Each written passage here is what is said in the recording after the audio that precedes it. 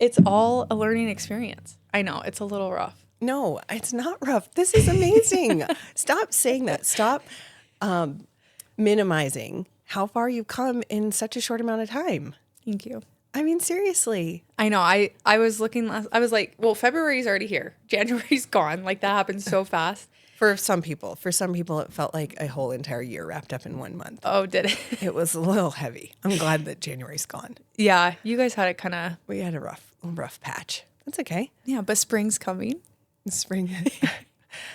That's what they say. Yeah. I hope it's on its way. It does already feel like, oddly though, spring is here. Mm-hmm. We've had such a weird winter. Yeah, they said that they broke records yesterday. It was the all-time high in February. I don't even know for how long, but it was 69 degrees yesterday. Yeah.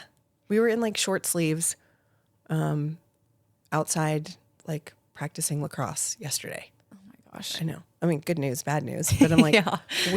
where's winter? Yeah. I mean, we haven't had barely any snow down here in the valley. I know. That's like the fun part of why I also moved to Utah was to be in the snow. There's no snow. No snow. I'm like, oh, okay. That's fine. I have a bunch of friends in Louisiana. We used to live in Louisiana, and for like a couple of days at least, they had way more snow than us. I think they got. Oh, I saw that in New Orleans. Yeah. Yeah. In Lafayette. Mm-hmm. Yeah, that was crazy. It was. I saw like a comparison photo. It was like Montana or something compared to, and like the climates had swapped. So crazy. It was crazy. Yeah. Say your last name again. Lantzy. Lantzy. So, okay. My husband says land and sea. It's land and sea. It's Got like it. Land sea. Got it. Land sea. sea. See, Not you're spelled- one of the relationships where I've always just been first name basis. Right. You know what I mean? So it's like sometimes when people ask you, like, what's your last name? I'm like, well, that's a good question because I just like, Yeah. I don't know. I just know You might be able Dee Dee. to like recognize it by seeing it on Instagram. Yes. But then like you've never actually said it out loud. Yes. Yeah. I was telling my girls and my mom where I was coming, and I was like, Reagan, the cute husband, and then and then Sugar goes, oh yeah, because that's Sugar. Sugar loves Austin. Like- loves him. So Sugar is my mom, for anybody listening, and she lives with us, which is amazing. Wouldn't work for everybody. But you guys came over to the house one time. You were, I think, on the sidewalk talking to me, and she just went over to your truck. She's like, is there a cute boy in here? Knocks on the window. He rolls out. He gets out of the truck and they just start talking. I think they started talking longer than you and me. Yeah. We had to wait for them to wrap up. And I don't know that she's ever recovered. So no offense to you, but you're mostly known by your cute husband. At least with Sugar. I think I'm used to it by now. Like everybody gets Reagan at first and they're always like, oh, Reagan. And then they meet Austin and Austin becomes like the cool one. And it's just like, I'm over here too. Yeah. It's like instead of like, She loves you. yeah, it's like instead of like Legend's mom, I'm like Austin's wife. Yeah. But everybody met me first. I'm like, I'm still here. Yeah. Yeah. So one of my kids is homesick, like we were talking about, and I was telling her where I was going, and I was like, Reagan and Legend's mom and Austin is her husband. She goes, oh yeah, I know who you're talking about. Okay, and then yes, because your girls love him too. Yes. Because I think they hung out with him at Western Hunt for a couple hours, but it was when we went to was it like Fieldcraft did like a hunting night. Yeah. Do you remember that? Yes. And she was Penelope. Penelope sat next to Austin the whole time. The The whole time. She just looked at him, smiled. Listen to the lecture. Yeah. If I would have been like, go sit and listen to this lecture, she would have never done it. Yeah. But then she had her, and then I think had met a couple of times before that. So she was like looking forward to him coming. And then he arrived and then they sat there. So cute. So cute. Well, he's good vibes. I mean, he's darling, but he's also like a really sweet human. Yes. So yeah, he's very calm, and I think he keeps me very grounded because I'm very sporadic and energetic, and he always just kind of like brings the good vibes. Yeah. But my husband's a lot like that too. Yeah. He's the earth to my fire. So Yeah, that's a good way to put it. Yeah. I love it. Mm-hmm. So Dee Dee, yes, thank you for coming down. my pleasure. So we met through a couple of different events. Yeah. And you are just, I think, thriving. You're I think, a really talented artist. Thank you. I want to start with how you got into art. Okay. And your journey. All right. So growing up, we'll go way far back. My mom is an artist. And Okay. so Sugar Okay. is an artist.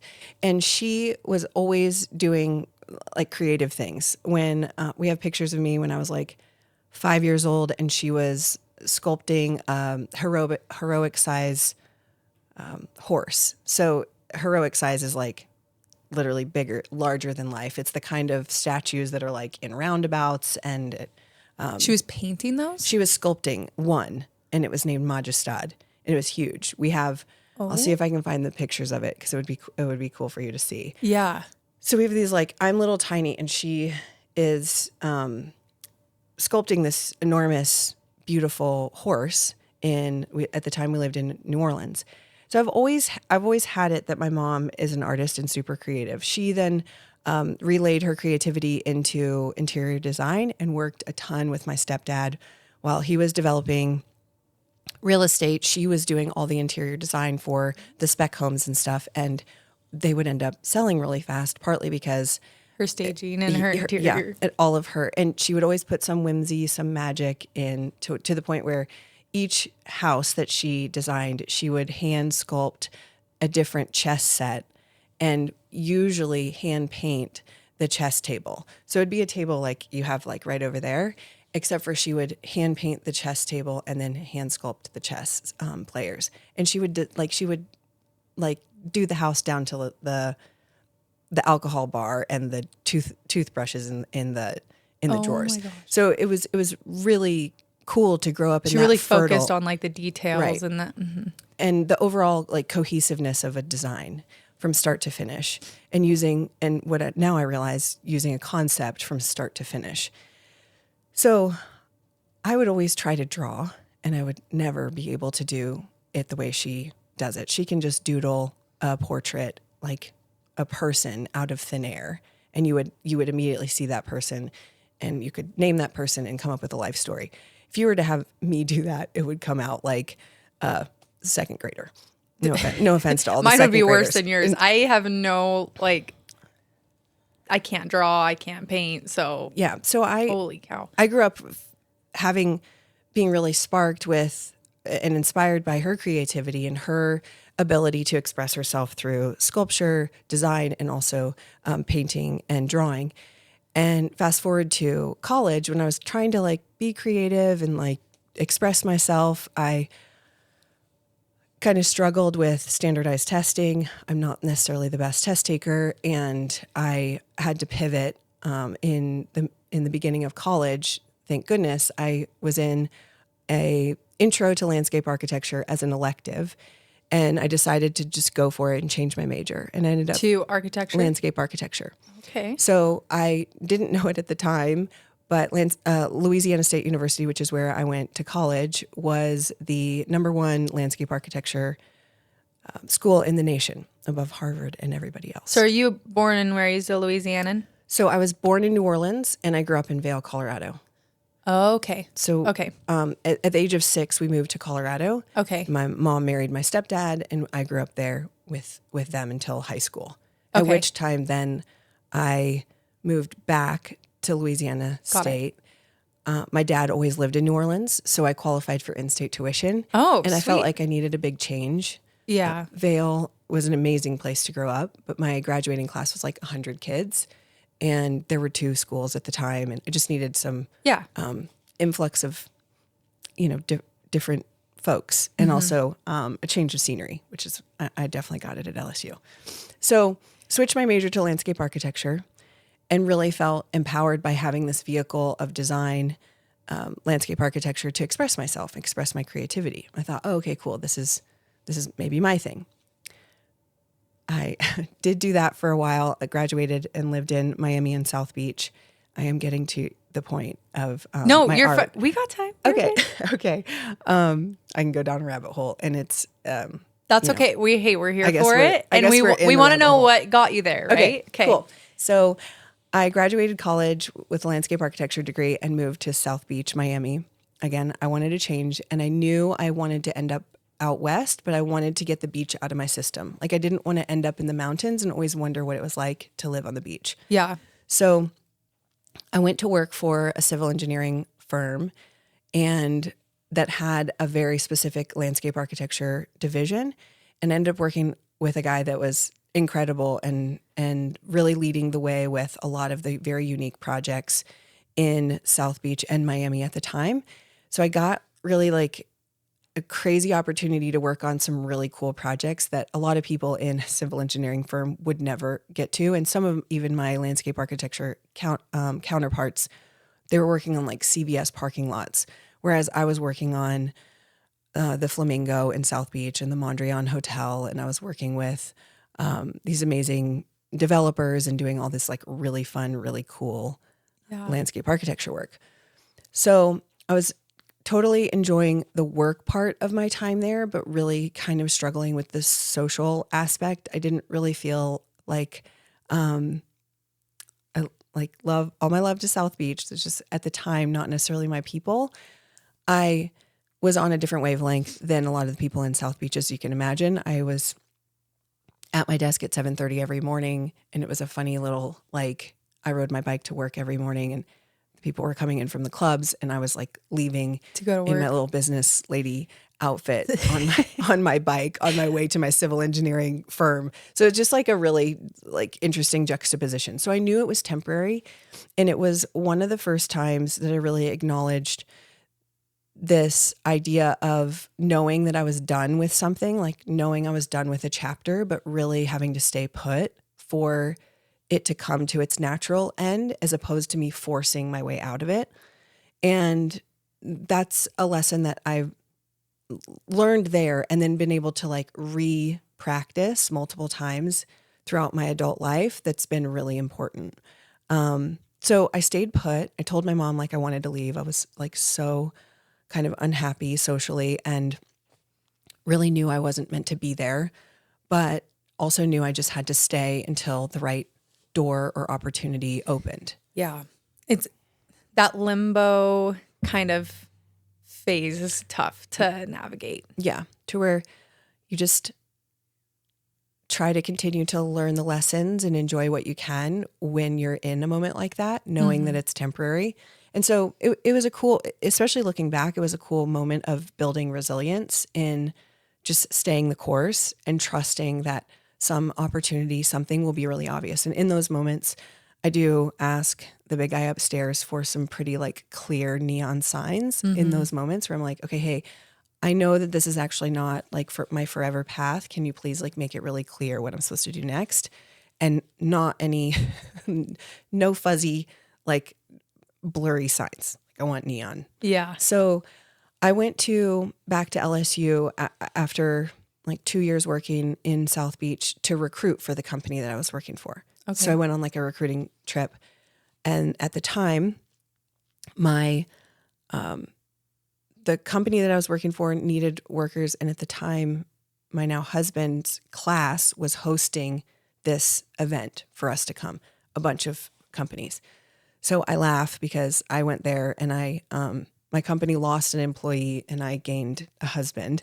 My husband and I like sparked that weekend and we're super like flirty and cute. You guys are so cute. All that whole weekend. I was supposed to be like super professional. I was really professional, like interviewing people and stuff. And he would walk by with his like clipboard. He was in charge of all the presenters and stuff. And anyway, looking back, it was super cute. But so I went back to my desk in South Beach and ended up buying myself a plane ticket to go visit him that very next weekend.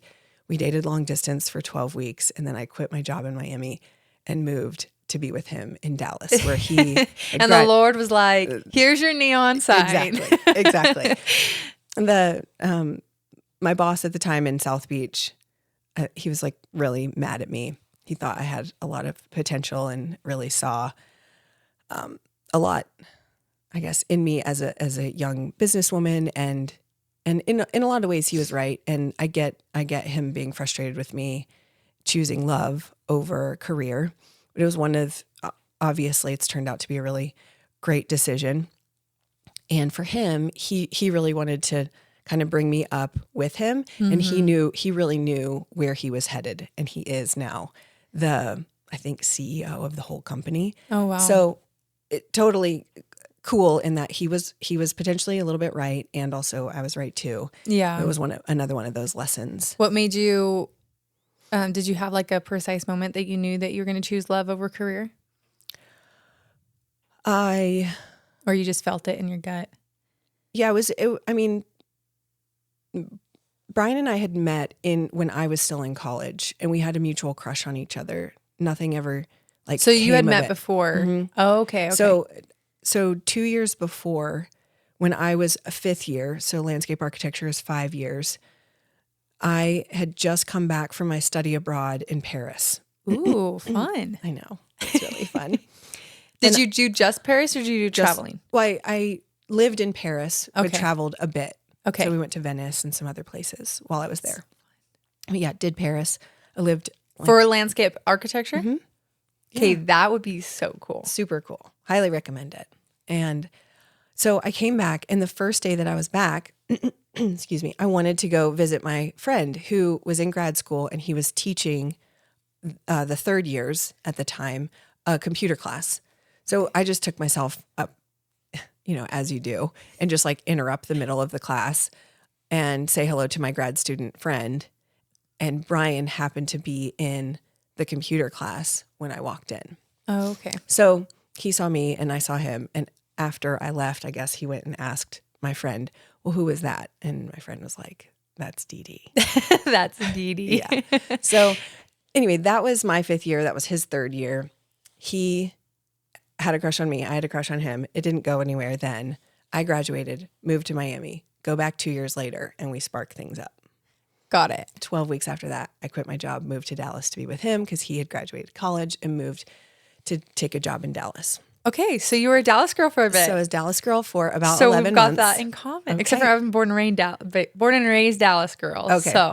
So we lived in Uptown, okay. and I was then working residential landscape architecture. So I was working on really beautiful projects in Dallas, but also a lot on Long Island. The particular company that I worked for had a lot of properties in Long Island. Yeah, customers or clients that had these beautiful properties on Long Island. Got it. The ones that have like palatial landscape with sculpture gardens and multiple beautiful pools. And so it was that was again a very unique situation. Yeah. I loved the projects, and there were some quirks about the people that I was working for. One of them was super paranoid and didn't trust his employees at all. I think he'd been taken advantage of by some employees, and so he had to read everybody's email as they went out. And so it was a very stifling environment to work in, where you're constantly feeling like micromanaged and not like uplifted or trustworthy. Yeah. And he had some valid points because of what he had been through, but he was carrying them over to people that were actually really trustworthy. And it's just really stifling.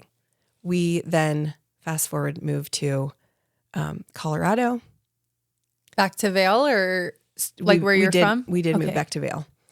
And I really didn't want to pursue landscape architecture anymore for a couple of different reasons. I think I had been in two very unique situations, and the Dallas one kind of sucked some of the fun out of it for me.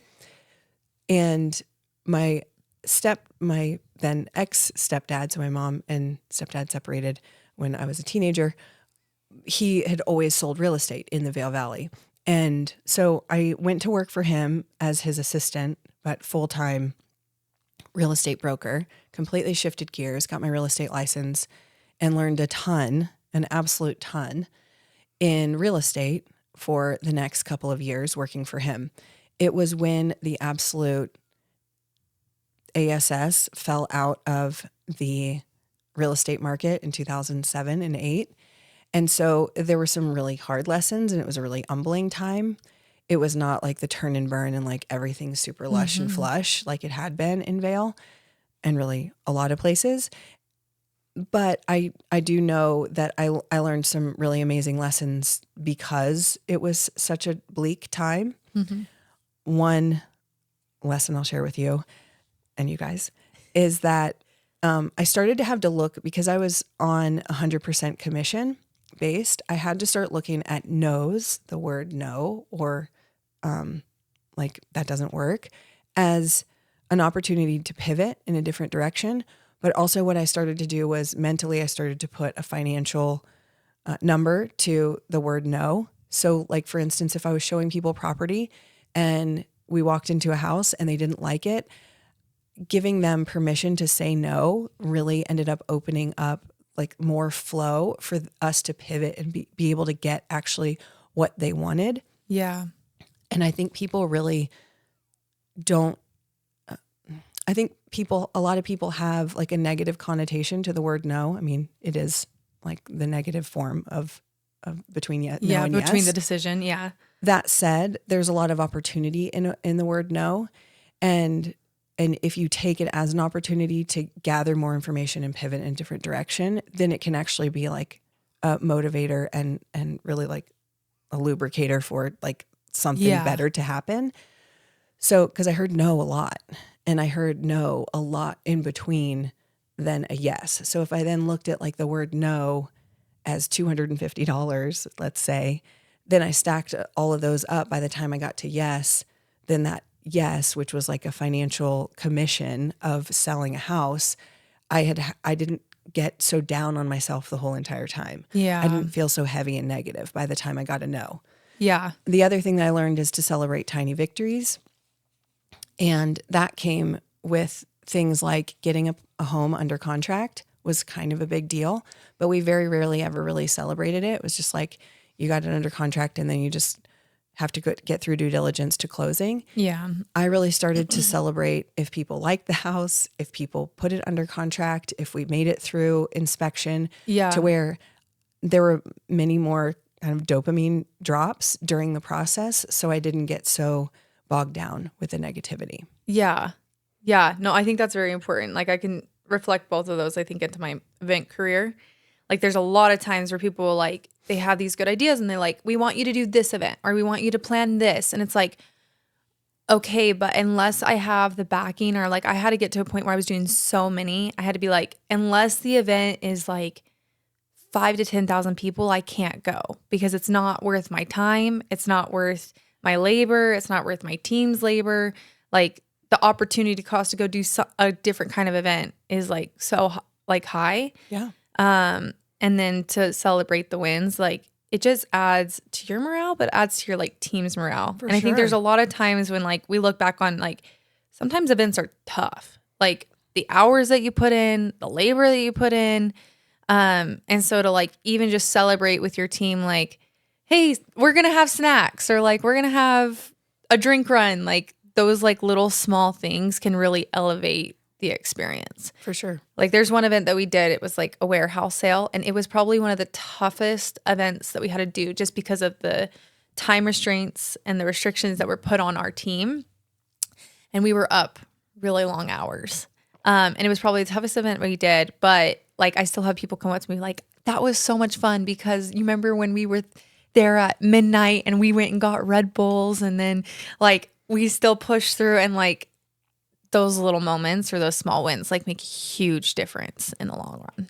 Also stopping to acknowledge people, stopping to acknowledge how far you've come, like after setup, like doing a dance or playing a song or making sure you just stop and say, hey, you guys, we're done with setup. Like it's 1 o'clock in the morning. You've done amazing. Yeah. I always do photos, and anybody who ever knows me knows that I have like bajillions of photos, but like, I'm always like, this time we're doing a team photo and you have to be there. And everybody's like, why? And then they look back and they're like, oh, I love this team photo. Yes. Like I have them framed and I send them out, and, you know, and like those little moments like really make or break like a team and leadership. And like looking back and like, yes, there was negative, but like you're already going to go through the suck. So how can you make it better? Totally.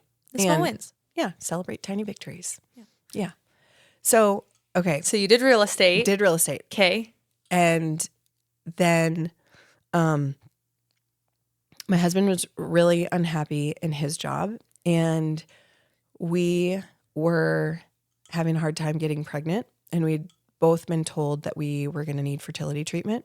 Okay. And so we decided to push pause on trying to have kids at the moment. And my husband makes furniture and is an amazing woodworker and is super creative. And so we decided we would pack up everything and go move to Little Rock, Arkansas, live on the property with my grandmother and my mom. It's 5 acres in Little Rock. And my grandmother had a house on the property. There was a little guest house, and then there was a work shed.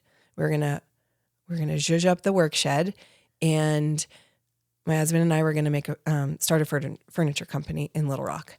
So we both quit our jobs, and we drove across the country twice in like 1 week, hit up a friend's wedding, ended up back in Little Rock. I wanted to get just like a kick around job. So I applied for an interview at Anthropology, and that was 4 days into being in Little Rock. And I was headed to the interview. And before I went to the interview, I found out that I was pregnant with Penelope. So it's when you're in work. Hi. She's like, I'm coming now. Thank you. Yeah. That's how mine was. It's like, okay, so cool. We're both going to need fertility treatment. Throw in the towel on that. Just put pause. And yeah. So anyway, so we had to pivot because of reality. Yeah. Now you're having a baby and you have to buy formula and medical bills. And everything. Yes. So at the time, I started working at Anthropology, and at the time, the lady that was the manager, it looked like to me, she was spending a lot of her paycheck on her clothes at Anthropology. And so I was like, well, what does your husband do? Because we were like soul searching about what Bri should do. And she said, well, he works in the oil field. So fast forward a week, and my husband got a job in the oil field and working with her husband actually.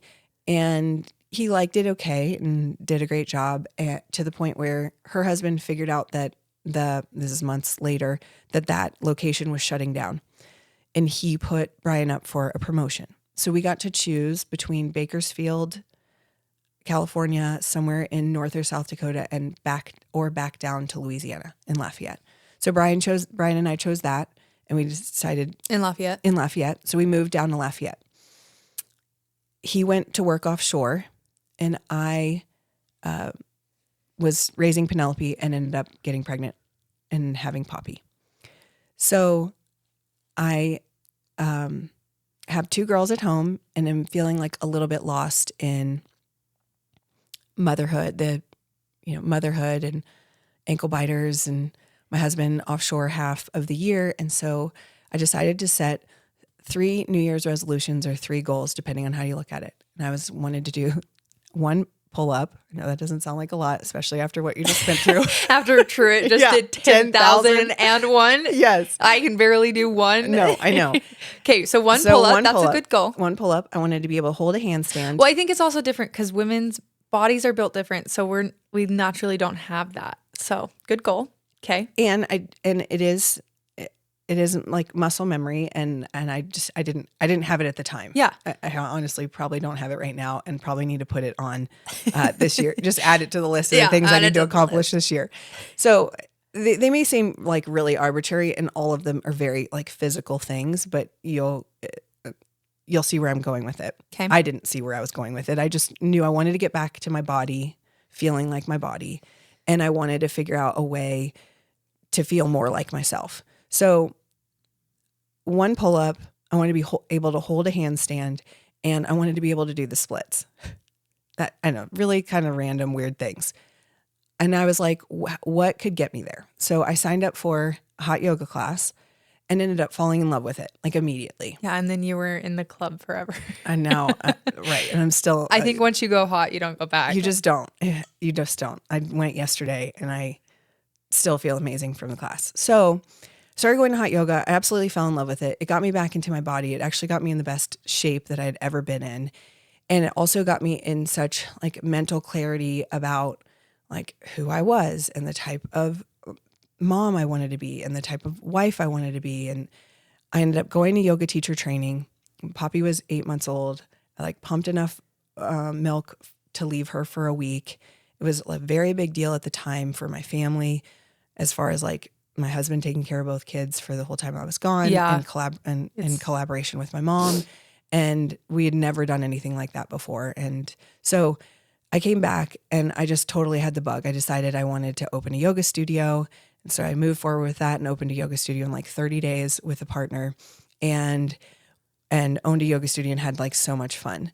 The partnership ended up deteriorating to the point where I needed to step away, and I sold my portion of the yoga studio back to my partner.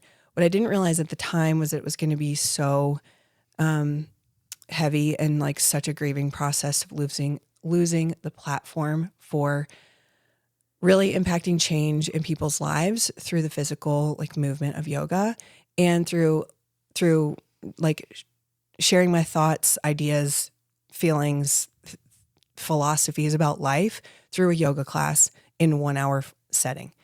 And what I would see in people's bodies, I would then be able to encourage them into, let's say, like a deeper posture or hold it longer. And what then would happen off the mat outside the yoga studio was like complete bombshell changes in their life, to where they were changing their diet without even trying. They were leaving jobs that they hated and going on a path and finding their North Star and their life totally like lighting up and being incredible.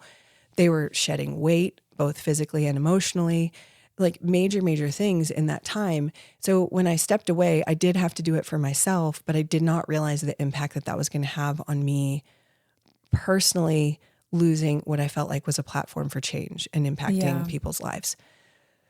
So I started to kind of experiment with, and back to the like origin part of the story, which is like I've always had a craving for expressing my creativity and never really felt like I had a medium that was authentic to me. I did really thrive with landscape architecture, but I also struggled in a lot of ways because I couldn't fully express my concepts or ideas in the way that I wanted to physically draw them. Yeah, you would have to like do it based off a client. Is that what you're saying? Yeah, like if you wanted me to draw your backyard the way it was going to actually look, I could do it okay, but in comparison to like my husband or other people, especially like if you could, some people can hand draw it really well, and now some people can digitally draw it really well. Mm-hmm. And neither of those things really felt authentic to like an authentic medium for me. I could do it to where obviously I got a degree in it. I did well. Yeah. It just never felt like flow. So I started experimenting with resin and mixed media. This is back to like kind of selling my portion of the yoga studio and feeling about like really sad. And I just started sharing my process on Instagram, and people started offering to buy it. It was crazy. And I was like, okay. So I just. But when you do your resin, you do like big portraits. Now I do big pieces. Okay. Then it was tiny. I mean, I started like in my guest bedroom, and the bed was still in it. I mean, I was like on a table like this big. I mean, it was tiny. Yeah. But I was just sharing my process. I was just sharing what I was not like going through in terms of like the grieving and the emotional portion. I was just like, I'm trying this. Yeah, you're learning. Yeah. I mean. Yes, exactly. Yeah. And so people just started offering to buy it. And so I put a price on it and started to sell it. And then a yoga student of mine put my name in for a juried show in Lafayette, and I got accepted and asked to be a part of the show. You said a jury show? Yeah, so a juried art show is where a group of people look at your art and determine if your art is good enough to join the show. Okay. And then this particular show is an outdoor art show, one day only, very unique in the country, I realize now. One day show in the heart of Lafayette, and you have to, your art has to be judged basically to get into the show. Okay. And then what you do is you rent or own, I at the time needed to rent a tent, you show your artwork, and the community comes out to buy it. Okay. So this yoga studio student put my art into the jury. I was asked to be a part of the show. I rent the tent and put up an art show for the first time ever. And my art was really well received to the point where I won Best Mixed Media that year for the show. Oh my I was just gosh. like taken totally aback. Back to asking the big guy upstairs for neon signs. I was like, okay. He's like, yeah, I'm going to make you in this. I'll head in this direction. So I just kept doing it. And I figured out different ways and different vehicles to sell my art and get it seen by people. I asked local stores if they wanted to show my work in their stores. There's some really darling home interior stores and also galleries that I combined with throughout the sort of that southeast area. And then someone from Instagram, now a really close friend of mine, ended up purchasing a couple pieces of art from Instagram and then recommending my work to a local place up here in Park City that they should show my work. And so they reached out to me and asked if I would do a mini show. And I said yes. So we combined that with a road trip out here almost 7.5 years ago. Okay. Came out here, I did the show, and 6 weeks later on that trip, we decided we wanted to move out here, and 6 weeks later we moved out here. Because you just fell in love with Utah, or? Because we knew, like Brian and I knew we wanted to end up back west. And at the time, Brian was still working offshore, but he was at the point in his career to where they would fly him to the Gulf of Mexico from anywhere in the lower 48. Got it. So he could be anywhere. He Anywhere. just had to be close to an airport. Yeah, close to a major airport. So we knew it was either going to be Denver or Salt Lake. And we had already done Colorado and also didn't want, no offense, Denver, but I'm not going to, Salt Lake's better. It just is. And Don't tell him that. Everybody will start coming. I know. We need just like edit that part We need out. to slow down the traffic here. I know. Traffic's been so bad. It has been bad. So we came in, did the show, decided to drove down to Salt Lake for 20 minutes and we're like, okay, we can totally do this. Went back home. He went offshore. I tidied up the house and put it on the market. And 6 weeks later we were out here. And, basically most of my work is sold off of my website and Instagram, which is just still crazy to say. But that's the really long story of how I got into art. So I love it. Well, we Yeah. learned a ton of life lessons along the way. Lessons. And I used to not tell people how many things I've been in all of my lives. And I really realized in the last few years, especially with how we met, I worked at Fieldcraft and I wore a bunch of hats at Fieldcraft, and I realized that all of the things that I've been in my past really led me to have, I used to hold it as like it was a limiting factor, but really it's an empowering factor, and it's more of a tapestry of life as opposed to like all these individual things that are sporadic or accidental, but rather they all weave together and make me the person I am. They make me the manager I am. They make me my last hat that I was wearing at Fieldcraft was training director, and I dealt with a lot of logistics like you do. And I think being a mom and juggling all the things and all of the schedules and all the moving parts really lent itself to have me have a better understanding of what people need in order to be successful in executing an event. So in my instance, it was trainings every weekend across the country in different locations. And for you, it's various different things similar to that. And I think being a mom, there are a lot of components that any given day, you're dealing with potentially drop off of one kid and a sick kid at the house and different kinds of meals and foods and requirements that people need.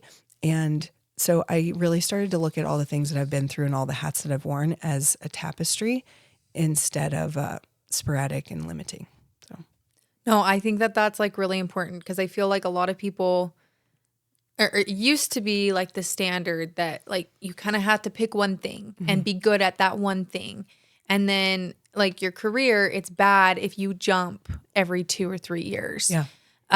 But now I think it's more acceptable that like if you don't jump every 2 or 3 years, you're not growing, you're not pushing yourself. And it's okay that you can be so many different things. Like you don't just have to be like a mom or a podcaster or a bobsledder, right? Like, and like Riley, she was my second podcast. She kind of talks about that, and she just released a children's book, and it's her story to like little kids of like, you can do all these things and still be who you are, but you're able to go and try new things and explore different things and see what you like, see what you don't like. Like you don't have to like, you know, typically, and she was saying like, typically a Marine, a bobsledder, a pageant queen, and an author don't ever really go in the mix. And she's like, but it's my mix and it's what makes me me. And it's okay to explore and do so many different routes because you learn and grow so much more in that way. Totally. So Sugar, my mom, is a psychic, and she's an energy healer. And throughout a lot of her work, you should have her on your podcast. I would love to have Sugar on. Talk about a tapestry of a person. So what she's learned through her work is, and this rings true for me too, is that curiosity is one of the most important qualities of a human. And in terms of, I think in terms of like a healthy human, but also in terms of longevity. So right now, you know, we're all practicing various different things of hot yoga or cold plunge and sauna, and we can get into that if you want, or being outside or running or weightlifting or whatever your things are. We might be, you know, using different face serum or drinking certain juices or whatever. But really curiosity, you should add that to the mix because, and I think it's a testament to Riley and also to you, is being curious about something. I get questions a lot through Instagram and in real life too about like, how do you do everything that you do? Well, first of all, I'm curious. Like I will get curious about something and then I'll go research it. And then this is a very important part of it. They'll just decide to go do it.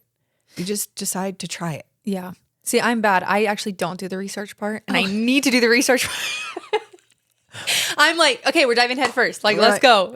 Like, you know what? I'm not even going to test the water. No, Austin gets so mad. He's like, can you please just take a second and research? I'm like, no, I just want to go and try it. Yeah. So maybe I just need to follow your advice and do a little bit more research. Just a little wisdom from the elder.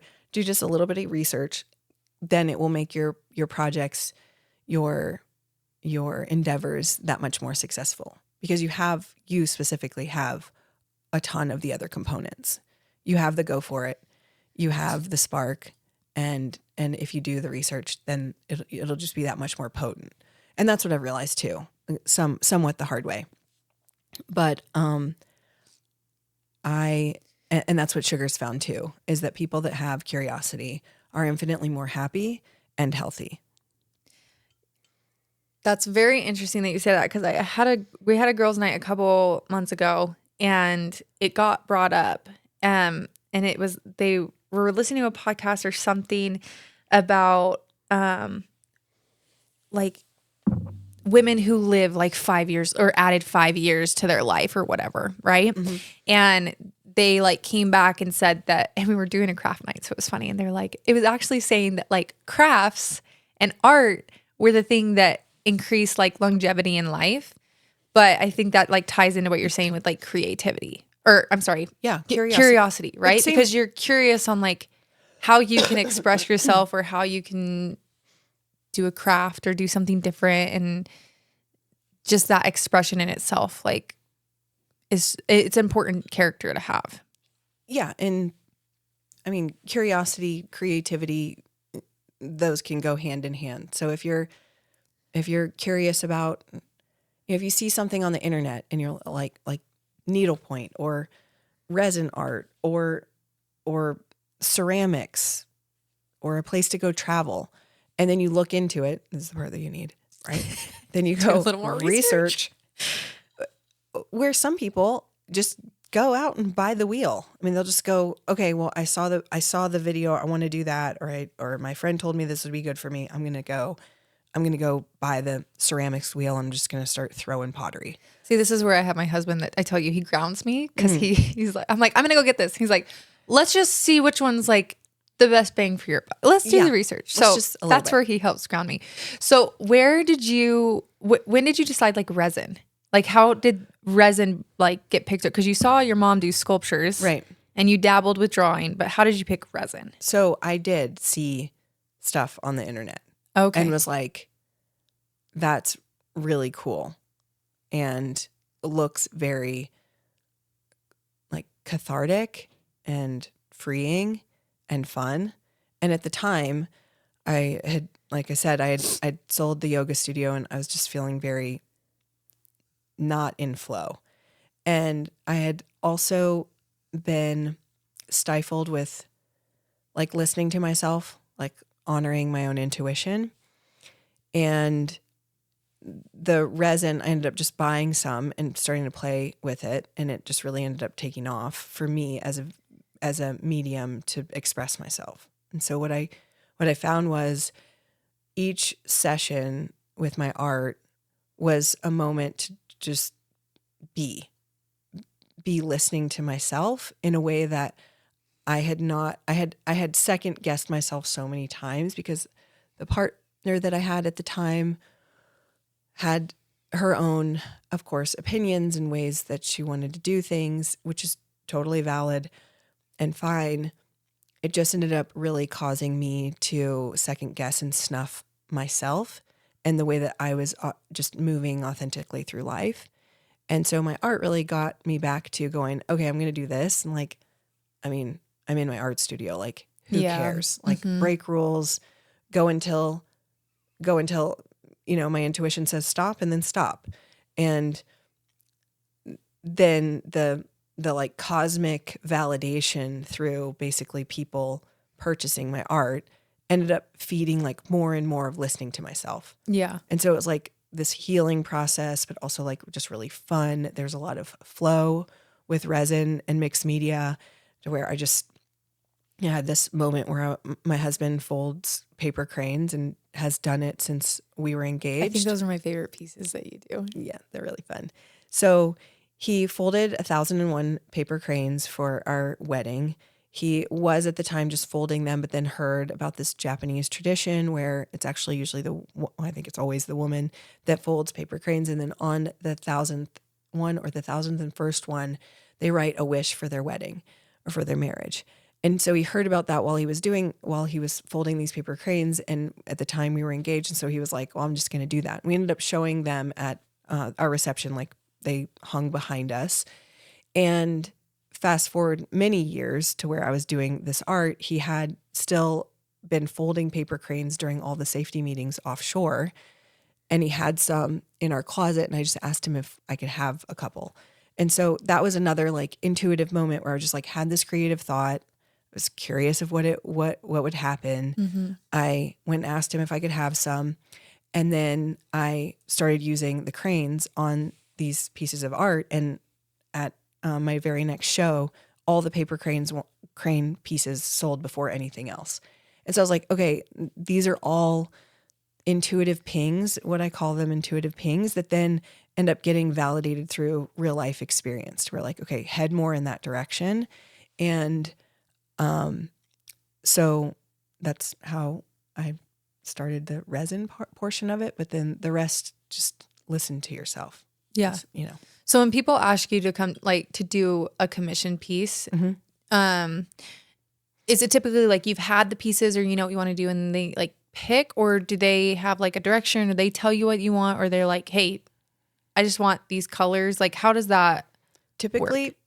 So about 90% of my work is custom commissions. So it's people coming to me from various different places, whether it be an art show that I've done in the past and they've kept my information and now they're done with a remodel and they're reaching out, or they saw my work on Instagram, or a friend of theirs has a piece. They usually come to me having seen my work before. So they'll typically say, like for instance, a naked wall. They have a naked wall. You're looking at all my walls. You're like, she needs some help. Like, I got some ideas. I know a girl. They'll come to me and they'll say, I have this area, or I have like these 3 areas. I love this colorway. And what size would you recommend? Some people know exactly what size and some people don't. So I typically go through this like checklist with people basically of size, Like a questionnaire. location, Yeah. colorway. And then I do paper cranes and paper butterflies. And You do butterflies too? and I don't know if I've seen the butterfly. usually people know right off the bat if they want cranes or butterflies. That's 0 hesitation.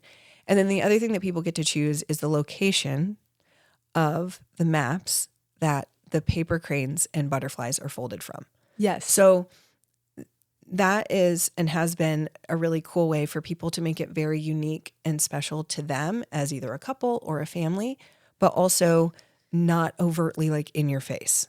For instance, a client of mine, a collector, has got a piece for their 15th wedding anniversary, and they got all the places that they have been to with each other during the course of their marriage on the painting. So in the paper cranes.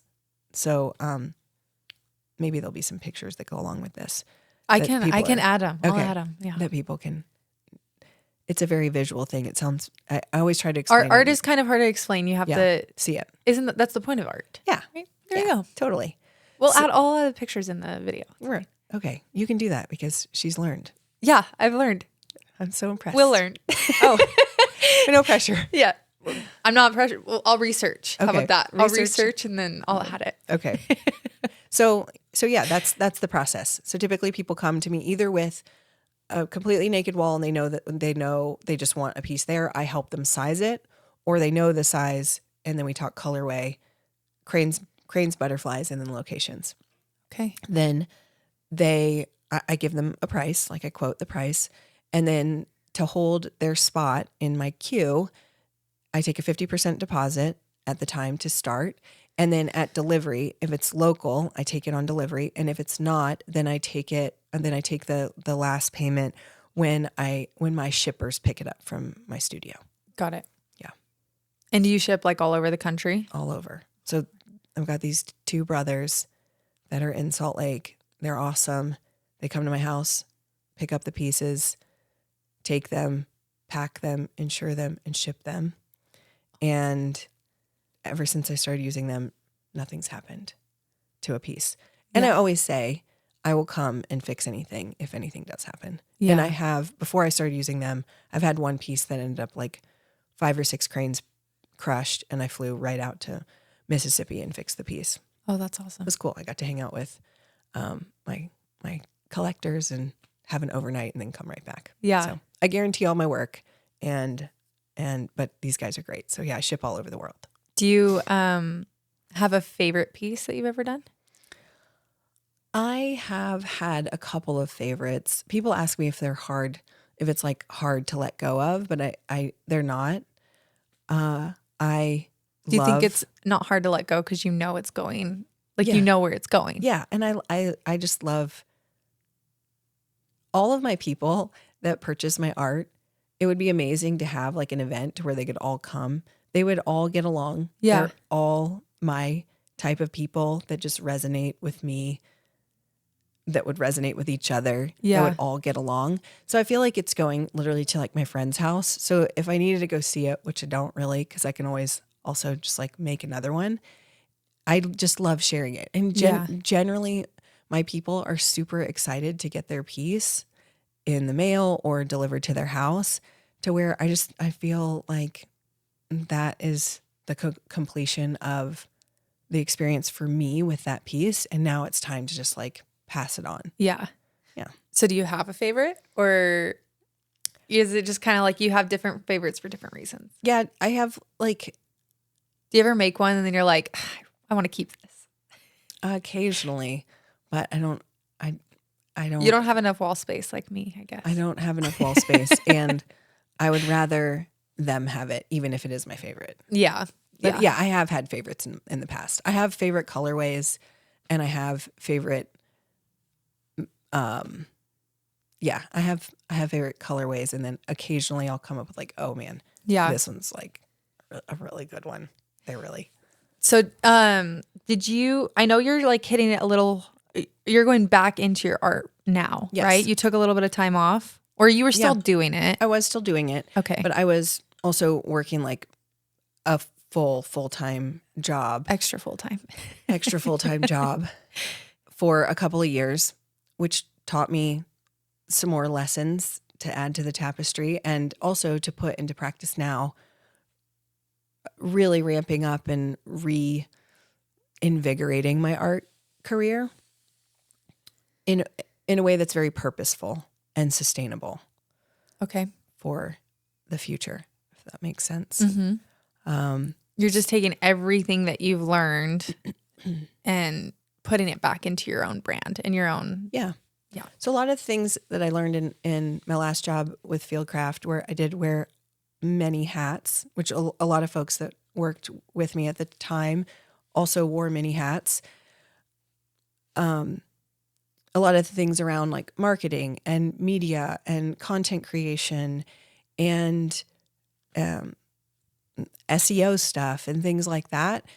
I do want to synthesize and put into action and use all the lessons and everything that I learned and gleaned from that experience and try to put it into practice in terms of the business of selling art. Mm-hmm. But also when I say do it in a way that's really purposeful, I do have a desire to share what I've learned with people. If I really just boil it down, I really want to synthesize it to share with my girls. So I've got 2 daughters and they're 11 and 13. And there are a lot of things that we talk about that I'm sure things are landing with them, but I think it would be amazing to have a place for them to refer back to later, potentially. I've had 2 fairly significant people in my life pass away in the last year, really year and a half. And it has occurred to me, and this is super obvious, we are very temporary creatures here. And a lot of what is left when you die is your memories, how people experienced you, how people, how you left people feeling, the things that you and memories you made together. And then if you did leave anything written or any vault or any,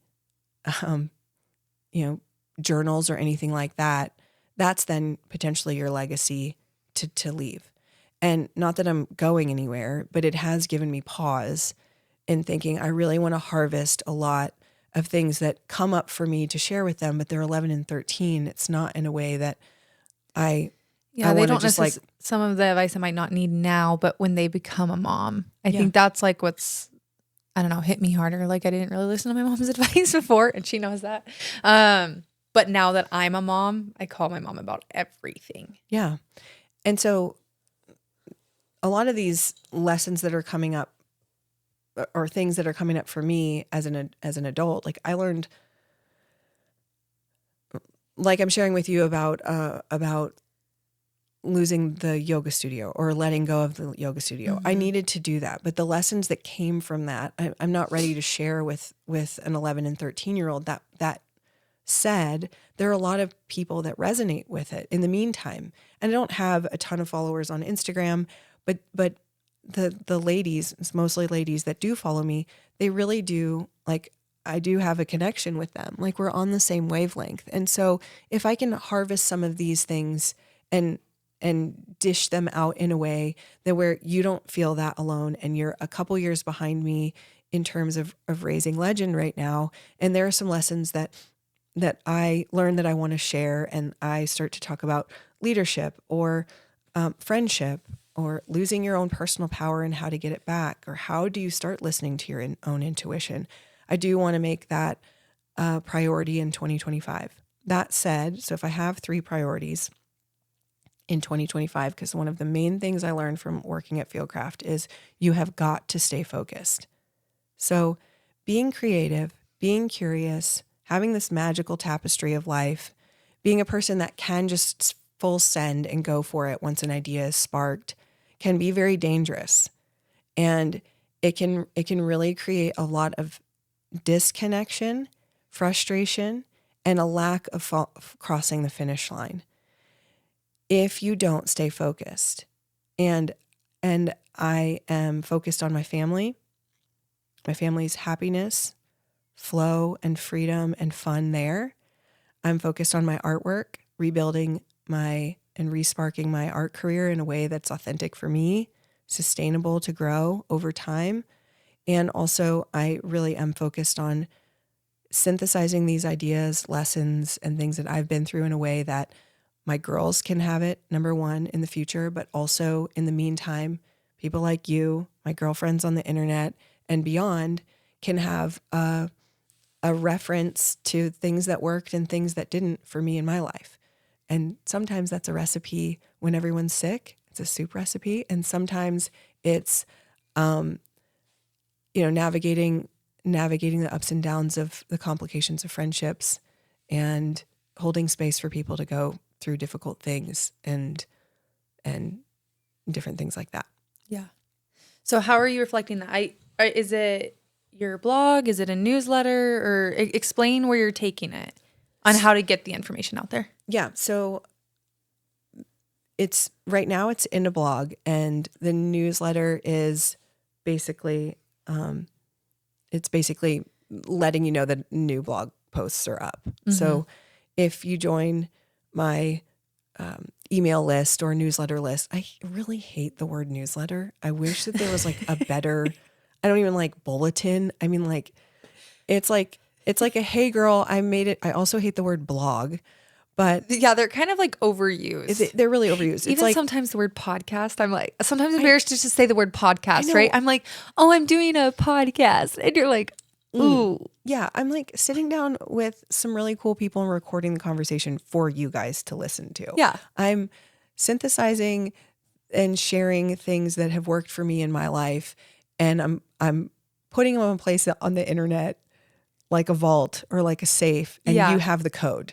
And the code is I'm going to send it to your email in the form of a cute email. Yeah. And my intention. They are cute. I've been looking at them. Thanks. Oh, didn't you just send a soup recipe or something? Yeah, I want to try that. Okay. So my intention is to not take up a ton of people's time. I don't want it to be heavy. I want it to be something light that when it shows up in your email inbox, you go click and you go peruse the bloggity blog and look through some stuff and hopefully find some things that enrich your life, that make your life easier in a way, whether it be, again, like a recipe. I am going to share a ton this spring about my garden. Yes, I want to get into that. And then we're going to go out back and you're going to tell me where I need to put mine. I am. Oh my gosh, I was just going to lose it. Yeah, keep going. Sorry. Garden. It's okay. You can take a second. We can go garden. I was going to say something about your newsletter.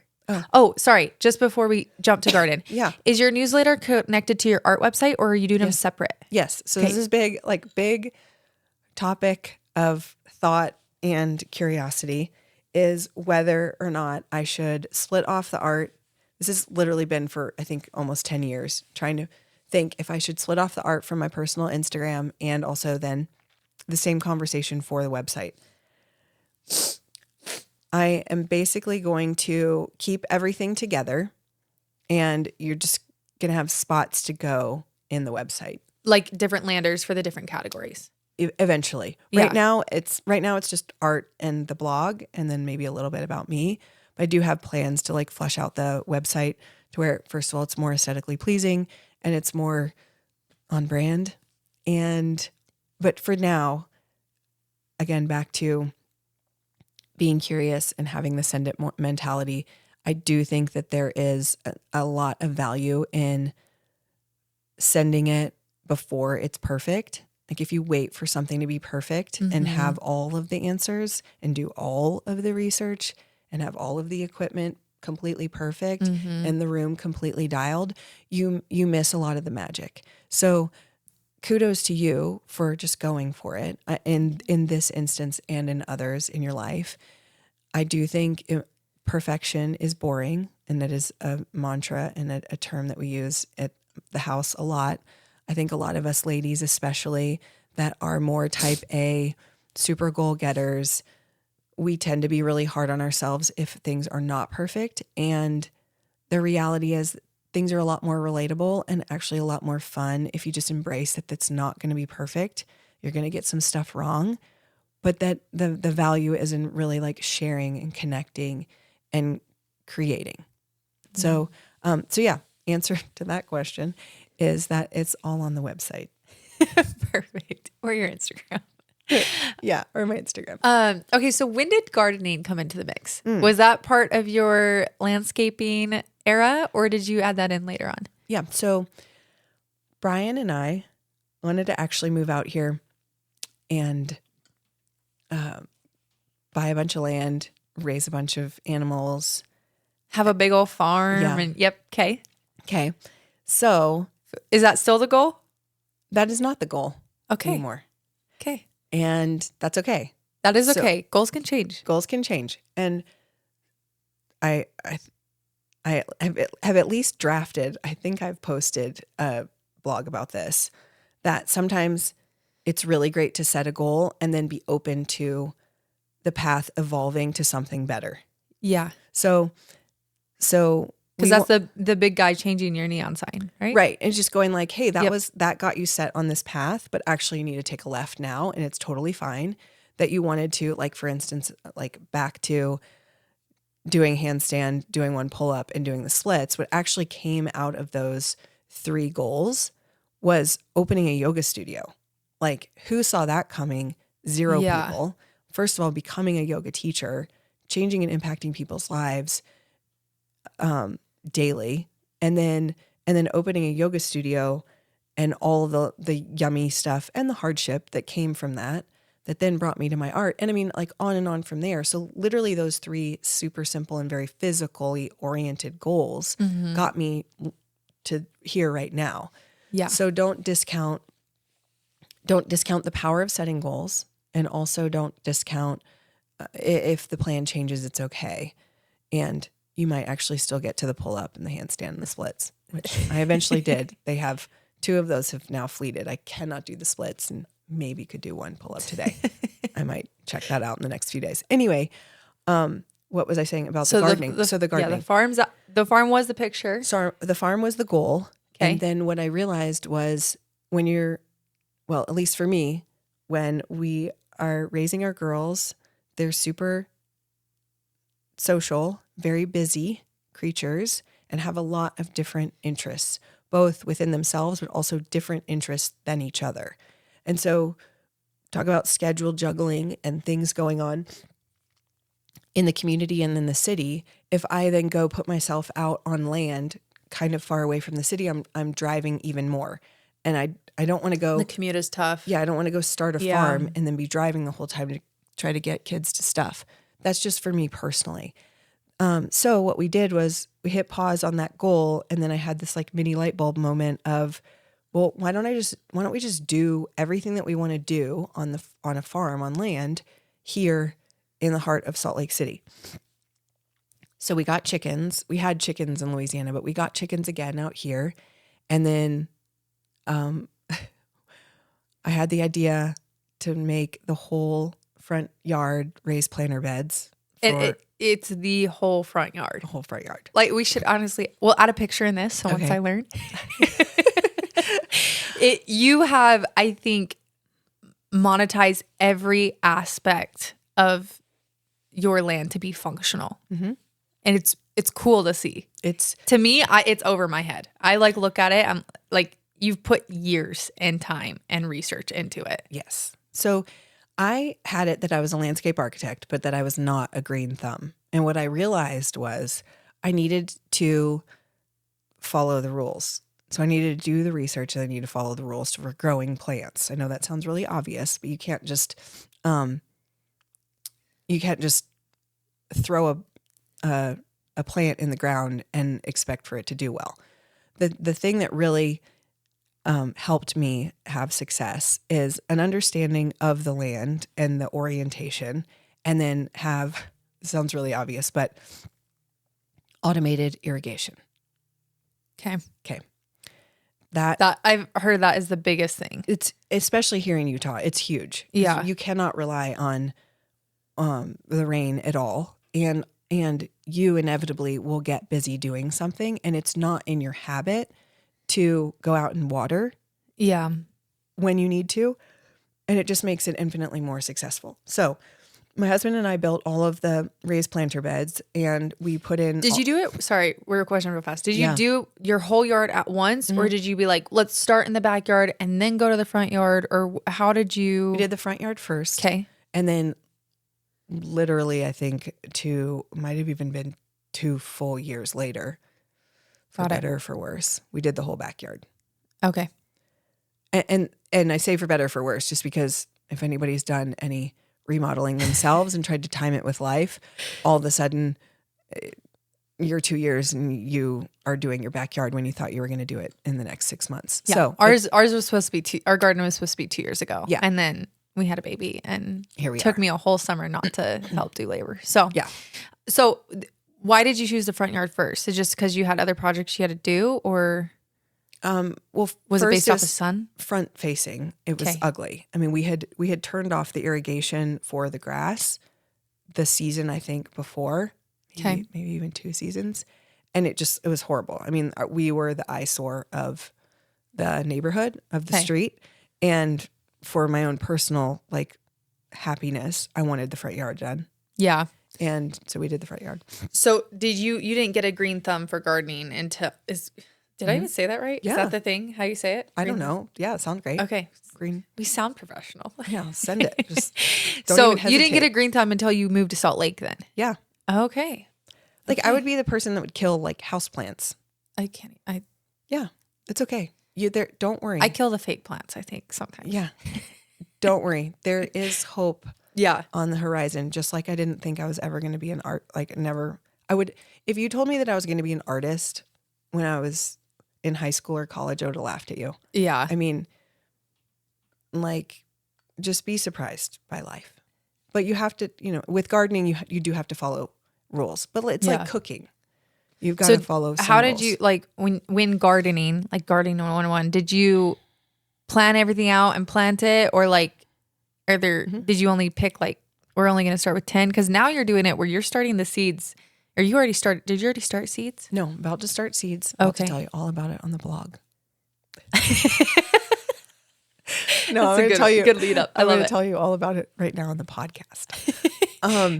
So, yeah, now we start the seeds from seeds, Okay. or we start the plants from seeds in the house and in the greenhouse that Brian built. Our greenhouse is so cute. It's really cute. It's so cute. So we're about to use that for the first time this spring to get this late winter, early spring to get all the babies started. All the baby plants. Baby plants. Okay. I was gonna say we're doing baby chickens. We do have baby chickens right now. Okay.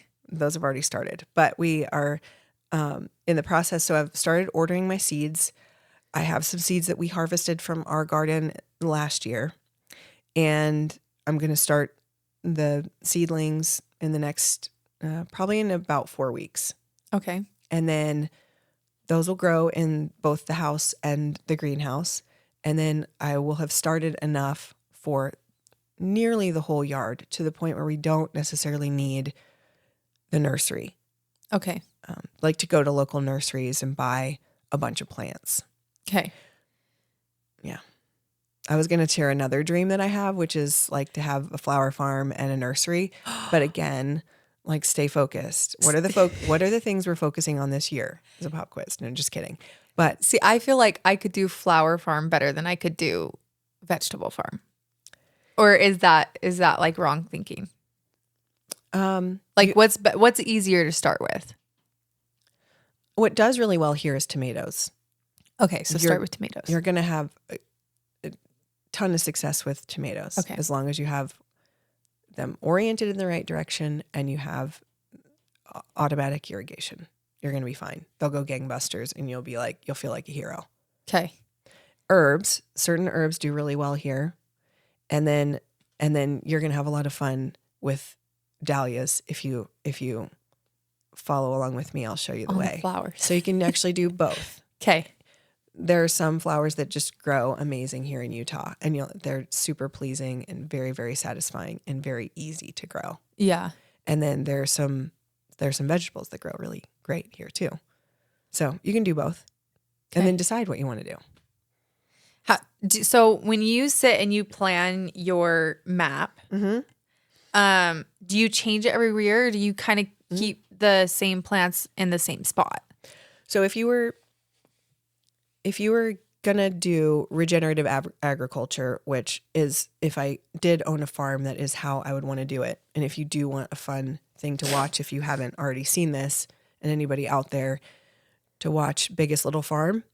Biggest Little Farm. Is it like a YouTube or? It's like on Amazon. It's like a documentary, like real life documentary of this family who started a farm. Okay. And they started it with the intention of using regenerative agriculture principles that literally take 7 years to fully come like full circle to where everything is in like symbiotic relationship with each other, predators, prey, insects, pests, all those things, to where you're fully growing. And it's an amazing success story of using regenerative agriculture principles on a very large, significant piece of property that was completely depleted of nutrients and had basically dust for soil. And they have brought back all of the nutrients and various different elements to the soil using regenerative agriculture principles. Like, for instance, the benefits of worms. You do your own worms. I do my own worms. I'm a worm farmer occasionally. I love it. I know. I do worms. I do worms. I would love. Why did you get into worms? Is it because it just was helping your plants so much? Yeah. So once you get curious, I know this is like, you're like, okay, get curious. Then I just ended up heading down like a rabbit hole and figuring out what is going to be most beneficial. I mean, ultimately, a lot of this idea of wanting to start a farm came from wanting to get closer to our food, and feeling like so frustrated with our food situation. So like starting to raise kids who go to the grocery store and think that is how chicken is. Like, they have no connection to the plastic, styrofoam, saran wrap chicken. I was literally like, we're getting chickens in the backyard in Louisiana. Okay, yes. I had my cousin come hang out with me for a lot of the summer. And she would like watch the baby, and I could go to yoga or whatever. And we were joking, actually. I was like, we're going to start a podcast that's like, this is so not okay to say, but we were going to say like young slut teach old slut, because she's 17. So she's 10 years younger than me. And so I would say something and she'd be like, I don't know what that is. Or then she would say something and she's like, I don't know what that is. And it was just like crazy how much like 10 years really drifts apart. But where I'm getting at is, what did I get? It was like, I got like a shrimp cocktail or something. Like we stayed in, we watched the whole Dallas Cowboys cheerleaders, like Netflixing. We just snuggled with the baby, and I ordered like something shrimp, and it was the funniest thing, because she didn't know what shrimp looked like. She didn't know that it had like legs and and eyes and all these things. She's only seen like the frozen shrimp from Costco. Oh, Lordy. And I was like, we were dying laughing. It was hilarious. And we still joke about it. Yeah. But it's like literally that disconnect that like you walk in a grocery store and like, if you didn't know what a shrimp looked like, she's like, I just thought it like shrimped around the ocean. Like, I didn't know that it had little thing. But if you grew up never seeing a shrimp and the only shrimp that you ever saw was at Costco frozen, you're going to think that shrimp are just automatically frozen. Right. You just can't connect. People can't connect the dots. And yes. So it's like, so early on, it was just connecting the dots for my kids. Even if even if they don't like it, like we harvested our turkey this year for Thanksgiving from a local farmer who is down in Mapleton, and he raises a certain amount of turkeys, and we got the opportunity to have one of these turkeys for Thanksgiving, and we all went down as a family and we harvest the turkey. Now we've raised meat chickens. Like my kids now understand like the process, how to get the chicken thigh, how to get the leg, how to get the wing, like how to. But also raising a thing, feeding it for a certain amount of time, it living in your yard, and then it's time for it to become food for your family, and connecting those emotional dots and those physical dots and the logistical things that go into it to where you have an understanding that now, of course, then occasionally we go to the grocery store and now we'll buy chicken. And so now they have an understanding that that came from somewhere, that people have gone through something, and that the animal has gone through something to get here. So we go down to Mapleton, and Poppy, my younger kid, is not too into it. She's present and she takes part in being present, but she doesn't want to do any part of it. That's totally fine. That may come later. It may come never.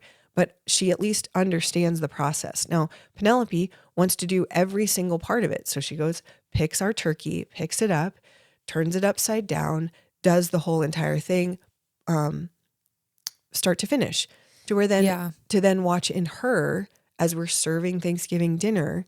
There's an immense pride in what that animal has been through, what she's been through, and like a full circle moment of having an understanding. That to the point of your cousin, that bird actually had feathers. And had a head. And feet. That's like powerful and really lost on a lot of people in our society and culture right now. So where we don't obviously own a farm, we do in very, very purposeful ways really try to stay connected as much as possible to where our food comes from. My husband and I hunt every year, and we try to harvest the proper amount for our family when and if like schedules align and we can. And of course it's not, it is actually hunting. It's not actually. But did you just start hunting? Yes. You got involved when you were at Fieldcraft? I started hunting before that. I had been maybe at Fieldcraft, but it was less having to do with Fieldcraft and more having to do with things aligning in my family to where we had space and time to do it, because before that, all of my husband's time off was mostly devoted to our remodel. And so then we finally got to a point where we didn't have those projects anymore, and we could just make the time to go hunting. And he's been way more than I had. So do you think you'll get the girls into it? Yeah, they both have started their hunter safety and do want to start hunting. That's and so fun. Poppy, I think Poppy will more do birds, but Penn wants to do all of it. Well, I feel like did you post that you shot like your first elk or it wasn't too long ago, was it? I think it was 3 years ago. Oh my God. Was it already 3 years ago? I think it was. I just remember seeing your face, like being like so excited and seeing you take that process and that journey.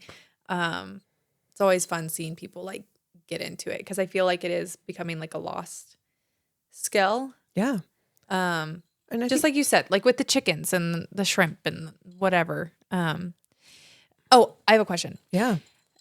So meat is like a little bit different. And I feel like because I've hunted my whole life, like I know how much it takes to like have how much in my freezer for the whole year. When you're planning your garden, how do you know how much to plan that will get you through the whole year? Do you guys do canning? Do you like save any of it?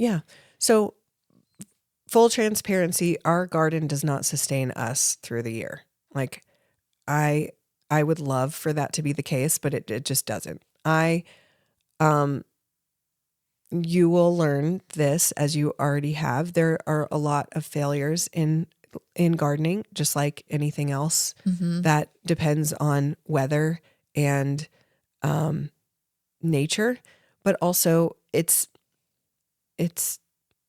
even though I do have the background in landscape architecture and I have been having this massive garden for 4 or 5 years now, I do fail at things. So, for instance, last year, I planted all of our squash and none of it survived. Not one plant of my squash survived. And it was rough, and I don't exactly know why. I think it's because of squash bugs, and we do basically garden 100% organic. I have not used yet pesticides on anything. I try to use alternate solutions. So for instance, if things get aphids, I purchase ladybugs, and the ladybugs get put on the plants and eat the aphids. And I haven't yet figured out what to do about the squash bugs. So they killed all of my squash. So I had no squash. Now, if I had all of the squash that I had planted, yes, I would have had enough squash to give to you and can for the year and do a ton of things with. But I just ended up with zero. So for instance, that is a pretty gigantic failure, but then my tomatoes did great. So I can some of those, but mostly I freeze them, or I make sauce that I use and then freeze for the winter months. And so then for meals, it makes it super easy to just pull out from the freezer. And I know I have really great either elk ragu, or I have a tomato base or whatever. Yeah. So like if someone wanted to get started, like the basics, did you just follow a book? Do you just Google? Because I mean, I don't know. I feel like there's just almost so much information and so much content that's like, I don't even know where to start. So, I mean, I'm asking you at this point. We're going to go out to the back, and we're going to go out to the back. You're a mentor me on this. Yeah, for sure. And I do realize that this is something that people that do follow me have a lot of similar questions. So I really am, I mean, it's not a joke or a plug. I really am going to try to put this in a way to where it's very user friendly, and you're going to fail. It's like not everything is going to work. Just like I just shared, I've been doing this now for years, and not everything always works. That said, you basically in gardening, you have to keep a few things in mind and you will be successful. The soil for one. So there's a difference between dirt and soil. And part of the reason why I use worms is because worms help basically take dirt to soil. And soil is all of the parts and components that make a bit of area of earth sustainable for seeds and plants to grow. Okay. Dirt is like dust. Like it doesn't have any nutrients. Soil has nutrients. Okay. So do you want like a good mix between both of those? Yeah, or do you just mainly want soil? Well, I'm seriously asking 101 questions. I know. I love it. I love it. You want soil. Okay. So if you have dirt or you're not really sure what you have, first thing you can do, which is really cool, in Utah, you can take a sample of whatever area you're going to use that you want to make your garden. Like I haven't even seen your backyard. I don't know what we're going to go look at, but let's say we don't know what we're getting ourselves into. Let's say you moved into this house and there's some little raised planter beds, or there's like a clear area where you want to plant your plants. You're going to take a bit of that soil. You're going to like get on the internet basically and get a sample pack from, I can't remember the website because my husband did this component of it for us. And you're going to get a soil sample and you're going to send it in, and they're going to send you the results back, and they're going to tell you basically what you need in your soil, what nutrients are missing, what maybe you have too much of, and then you can amend it. Do you need different nutrients for different plants? Yes. Or do all plants kind of just take the same level? Like it has to be between 80 to 100. I don't know if that's a number, but yeah, it's way more complicated than that. But basically for this conversation, keep it basic. Yeah, keep it basic. Yes, different plants need different amounts of different nutrients, but to get started, you don't have to make it overly complicated. You just have to have kind of like baseline healthy-ish soil, and you'll be relatively successful. If you asked me if I put the plants in the same locations every year, the answer is yes and no. Okay. So There are some. I started to answer the question, then went way far off into the clover about a regenerative art agriculture.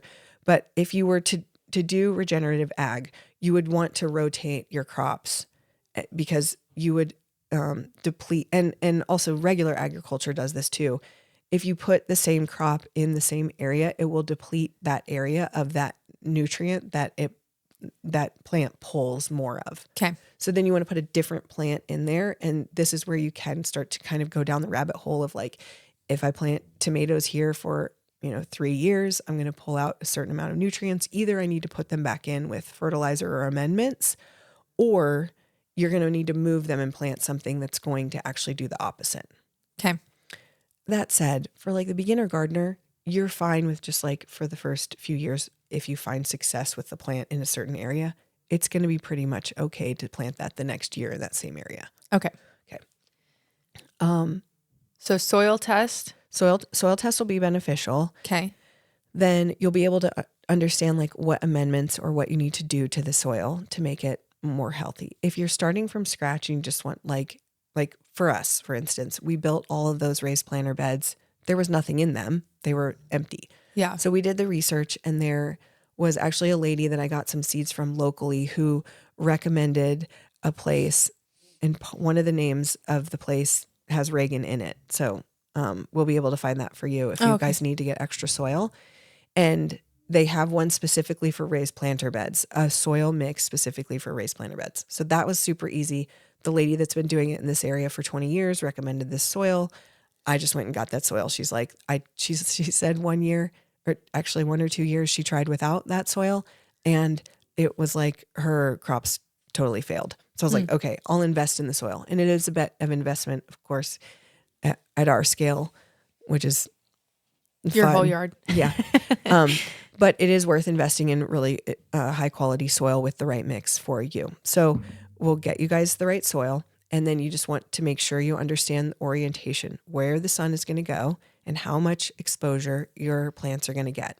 And then you can plant accordingly. For instance, if you're going to plant your garden underneath a tree and it's going to get a bunch of shade, that's really going to answer your question that you had before about vegetables versus flowers. You're going to be able to plant shade-loving plants. Yeah. That's the answer. Whereas if it's going to be full sun, full tilt boogie all summer long, then you're going to need shade-loving plants. And then you're going to do the research with Austin on what full sun plants you can grow in that area in this zone. So we're talking about, I think, don't hold me to this, but I think we're in 7. I think we're in 7A. We might be in 7B, but that's your zone. Okay. And where do you just Google, like, what's my gardening zone? Yeah. Okay. You can just Google it right up. It'll pop up with your location, what zone you are. And then you'll be able to determine, like, what you're able to grow. Like, Poppy wanted, I think, to grow something that grows near the equator. And we're probably not going to be able to do that. That said, if you look around, you can grow some fruiting trees really well here. Like I said, dahlias do really well here. Some really beautiful flowers and perennials do well here. And you'll be able to come up then with a plan. Yeah. So I did see, I do follow this other gardening girl, and I feel like if you saw her on Instagram, you might know who it is. But she basically teaches people how to teach people to do gardens. And I always just thought you like put them in rows. Okay. Right? Mm-hmm. Which you can. You can. But one thing that I've been seeing more of, like when I Pinterest like gardening boxes or how like you do your plant placement, that you need to like almost intermingle. It doesn't need to be like pretty and aesthetic in rows. It needs to be more intermingled with like herbs and other plants. So how do you determine like what goes where? So a couple of things.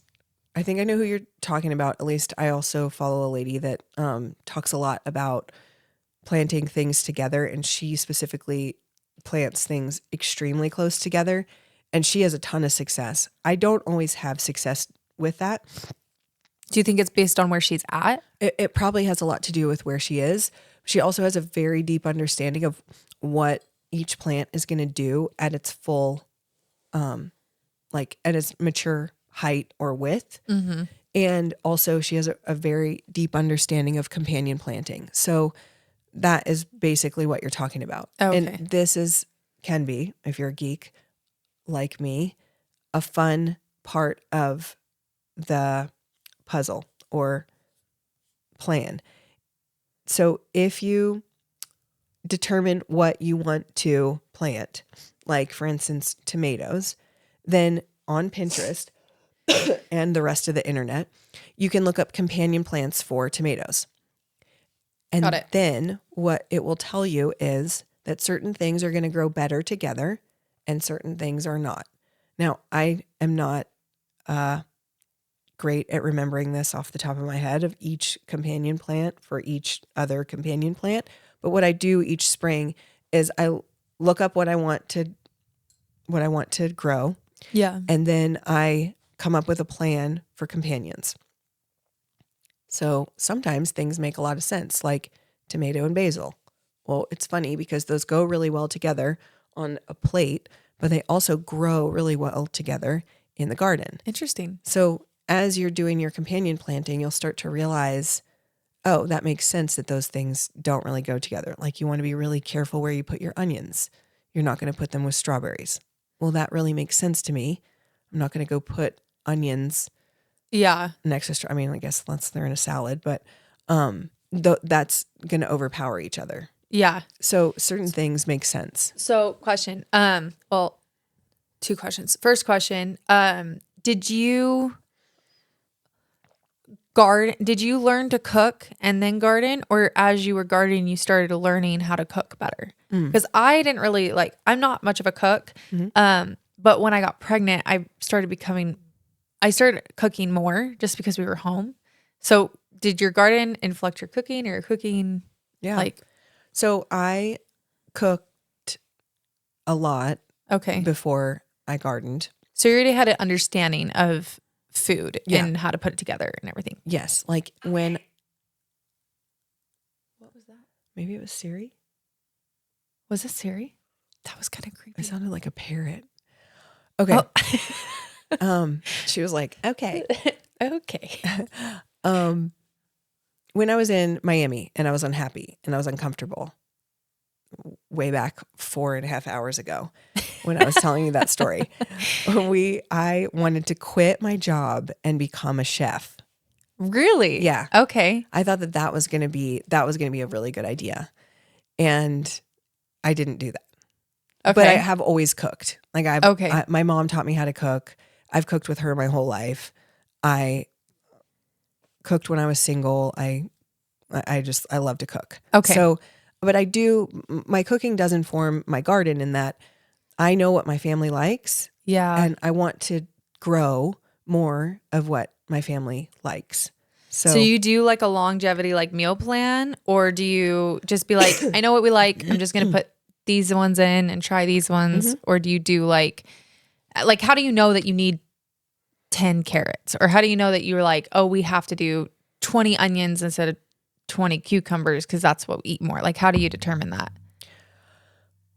Well, I feel like even as big as my garden is, I don't have enough room. Okay. So, however, I try to create the space I try to maximize the space for the things that we like. Got it. And I try to grow as much of those things as I can. Okay. So it's more like I try to grow 300 carrots, but I really would love it if it could be like 3,000 carrots. I'm like sitting here like 10 rows of carrots, and you're like, we do like 300. Like, yeah, like I had, oh, okay. I had like 200, I think, and 25 tomato plants last year. 225? Mm-hmm. I think so. Yeah. And I could barely keep my basil plant alive that I got from Target. It's okay. We're going to get there. So here's the other thing. Here's the other thing that I will share about gardening, and specifically here in Utah and really beyond, is that things grow, mature, and then sometimes come to a peak and then they're done. So for instance, basil, you're going to have success with it to a certain point of the season. And then it's going to get woody, and then it's going to be no longer. So you're going to then get rid of that basil. Okay. And potentially grow something else in that area. To switch it out for like the Yeah. fall or Yeah. something. Oh, So okay. it's called succession planting. And that is the second layer of your planting plan. Got it. Okay, so here's a big question. Yeah. Do you keep a journal or notes to help remind you why something's not working? Because like I think that's the biggest thing with gardening is it's a long game. You have to be very patient. Whereas like a lot of things nowadays are very Immediate gratification. immediate gratification. Gardening is not that. No. So how do you keep track or remember all of the notes or everything that you did? So Brian is way better at keeping track written, Okay. like a written tally of things. Like he learned this in the oil field. He did this before a bit in landscape architecture, but his tally book offshore saved his ass, like to the point where he was meeting at headquarters in Houston. Yeah. And he had kept impeccable notes on what he did and basically got to slide it across this big giant conference table and just like watch all the bosses just like eyes get big. Yeah. And he saved his butt. So he keeps track of that way better than I do in terms of like the written form. That said, after each season, we'll kind of like do an AAR and talk about like what worked and what didn't and what we want to keep in certain areas and what we want to move next season. So for people who don't know what AAR means, because we know that term, AAR means after action report. It's basically a review. Because when I was at Black Rifle, that's a term you use all the time. But apparently that's a military term and not a lot of people know what AAR means. Yeah. And I say it to Austin or other people and they're like, what the heck are you talking about? So Brian uses it now in fire, and then he used it in oil. Okay. So I knew of it before, but yeah, we talked about it all the time at Fieldcraft. If we actually really did it, I'm not really sure how often we actually did it, but or if we did it, if it actually went anywhere. We were moving really fast. That's how we were. We always would like put the little notes, but yeah, you're moving 100 miles an hour. You can't keep up for sure. So we do a bit of a report or review with each other. He keeps notes, and then like this year I've started the process of purchasing my seeds, like I said, and I'll start to get the seeds that we harvested out. That's a whole nother piece of the puzzle, is both the seeds at the start, but also the seeds at the end. And you asked the question about a flower farm. So I've done a bit of research on flower farms, and I've been like really, really curious about what I want to be in this realm when I grow up, or how I want my garden to look. And to your point, and also question about my plan, I sit down basically with the front yard and the backyard, and I try to balance vegetables and flowers, because where I want it to produce food, I also get great joy now from my flowers. And what do you typically use your flowers for? Do you like gift them? Do you want them in your house? Or do you just want them in your yard? Or yeah, great question. Your questions are so great about the garden, and I'm like totally geeking out. So I feel like I'm like, I know nothing. No, and I it's feel perfect. Like it's like love asking this. someone how to drive a car, and you're like, well, no, anyway. I love this. Okay. Like, these are the exact questions that I had. Thank you. Sorry, everybody. No, we're girls here. We're good. Your lipstick still looks great though. Okay, thanks. Okay. So these are the questions that I had. So when I first started, I definitely wanted majority vegetables. And then I got inspired by this lady. What is her name? We can add a picture. Florette. That's not her name, but that's her business name. And she has this incredible dahlia farm. Is she in Utah or No, Washington, I think. Okay. Incredible flower farm. And she's super inspiring. She used to sell her seeds. I actually think at a point she sold her dahlia tubers, but she stopped selling everything. I'm sorry. I know. 1 second. I'll get to the dahlias in a second. So I got inspired by her, and I was like, I want to do cut flowers. I have this image of having, at least in my neighborhood, and it might even actually happen this spring/summer, is having a little mini like hutch to where you can come up, and I might have fresh bread in there. I might have our honey from our bees. Yes, I've seen those. Those are so cute. The fresh cut flowers. So I was like, okay, I am inspired. She has like a massive operation, but I'm inspired by this woman. I had never even known anything about dahlias, but I was just like started becoming obsessed with dahlias, and I started doing all the research. I'm going to do this. So I wanted to grow the flowers to have the girls sell bouquets like a lemonade stand. Okay. Or like in a wagon in our yeah. On our street. What I realized is that first, I don't like cutting the flowers Because I you want don't them in my yard. Yeah. And there's a big difference between a cut flower garden to where then you're going to harvest the blooms, and then what your garden actually looks like if you do that. There's a big difference between that and just having a flower garden. You get what I'm saying? Yes. So if I go harvest all of the flowers, you just have and a make bunch them of stems, yeah, a bunch of sticks just poking up and in your leaves. yard. So selfishly, last year was the best, the second year I did dahlias, I think second year. And it was the most gorgeous that I've had my garden being aesthetically. Now, I had massive failures like I shared with you about like the squash and stuff, but I had amazing success with my dahlias, and they were just gorgeous, and also cosmos and some other flowers. So now I'm trying to find the balance between like, okay, I still have these goals of like wanting to share them with the world, but at the same time, like I really am being very selfish, like to where I don't even cut my flowers and bring them inside to the house. I leave them in the garden. Yeah. And then there's another component to that if you do want to harvest the seeds, you have to let the flower or the fruit or whatever it is go through its full life to where you get the seed in its most potent form. Okay. So that's a good question. So you have said that when you start your garden, you start with your own seeds. Like a lot of people, they can go to Home Depot or they can go online. There's some really nice farms that like sell their seeds. Yeah. But in able to sell seeds, it's not like you can just pick a bell pepper and scrape off all those seeds and use them and then eat it. Like you have to let any seed go through its full life, or how does that? I mean, Does it you depend on might the plant? It does depend on the plant. You might actually be able to grow something from your bell pepper. Okay. You Probably might, the wrong example. You might also be able to grow from like a strawberry seed. Like the ones on the outside? Yeah. Okay. You also might be able to grow from an apple and from. So you're saying might, is that because you have to do a process to that seed? Or can you just like eat an apple, take the seed and put it in the ground? I've never done it. That's why I'm saying might. I know. So for a cosmos, it's this really, really sweet flower. It doesn't have very much fragrance, but I love it here because it blooms forever. And it's very airy. Like the actual plant is very airy.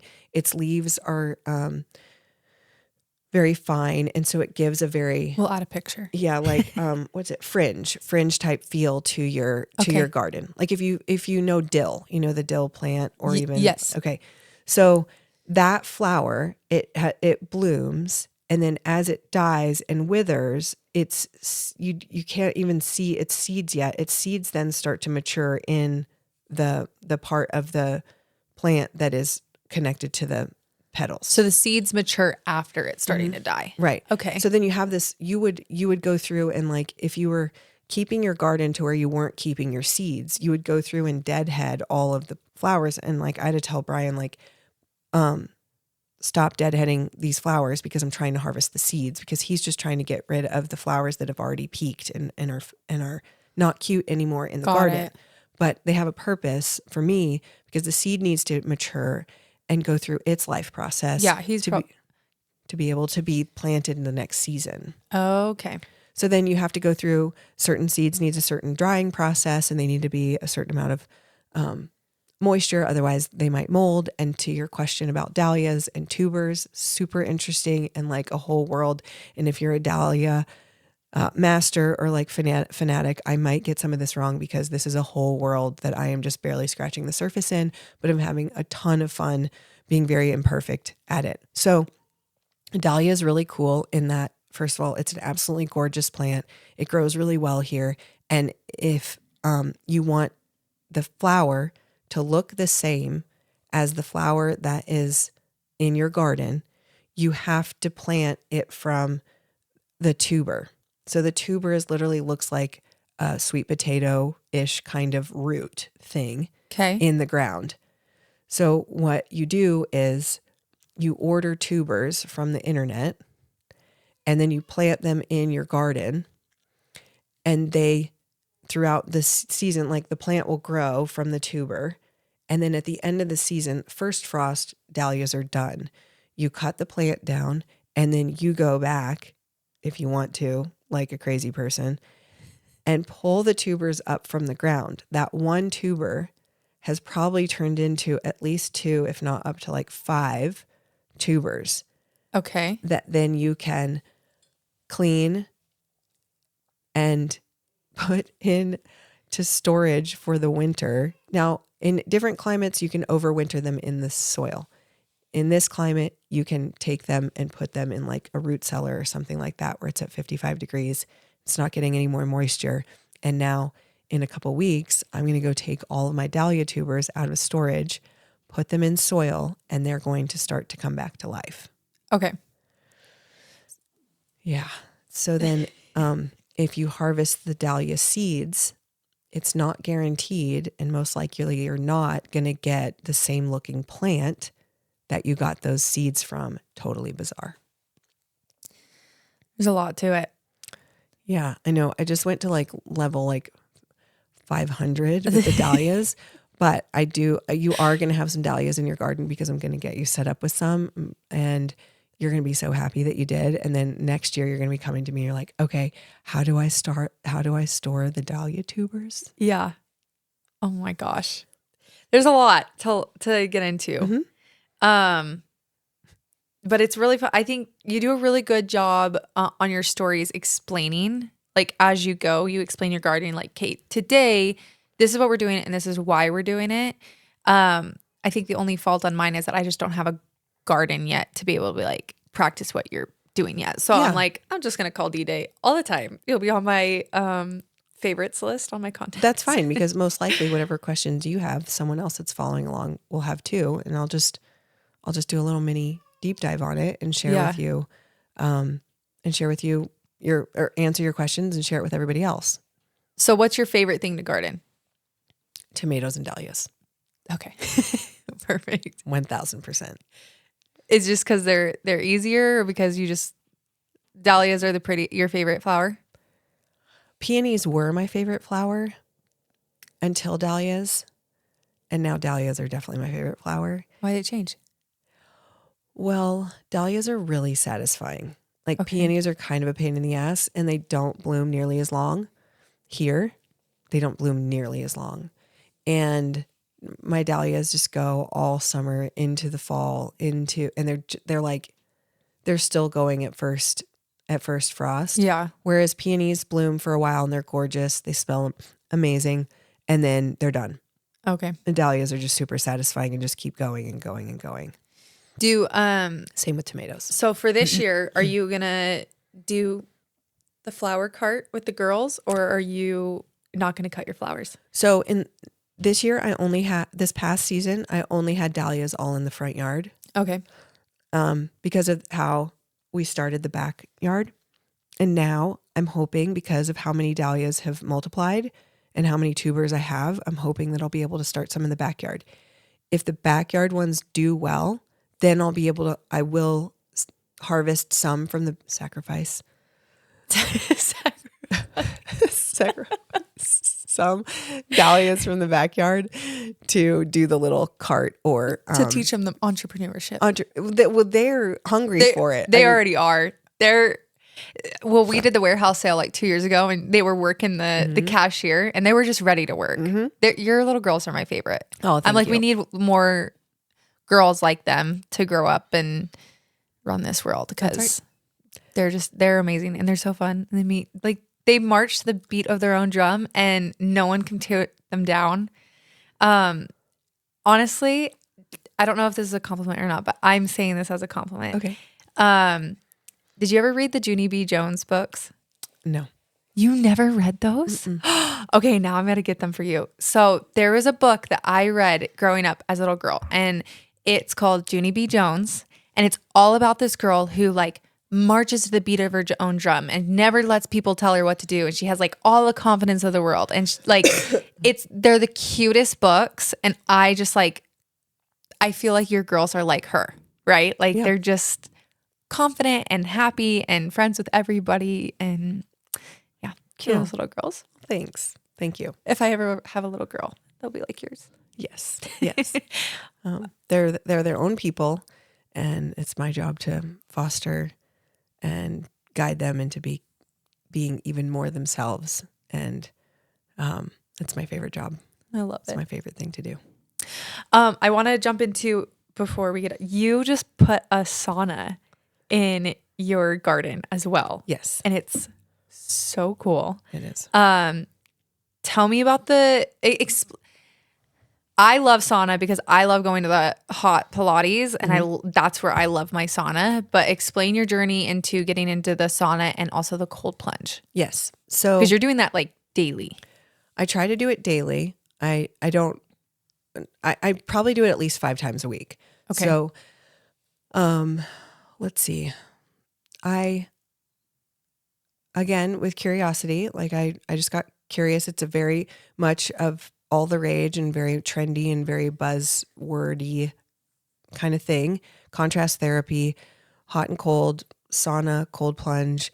And I too love hot yoga and really see a lot of benefit from sweating, like good sweat on every day at least.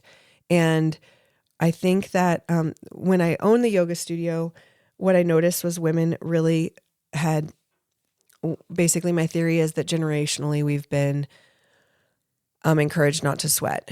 And we've been told that it's not ladylike, and we've been, given a bunch of deodorant and a bunch of other things to try to suppress us sweating. And I think this is not scientific. I actually, this is a personal theory through watching women practice yoga over time. And I think that we suppress detoxifying and a bunch of other hormone balancing by not sweating as much as we probably should in life because of generational suppression of being told not to and then being forced not to, basically.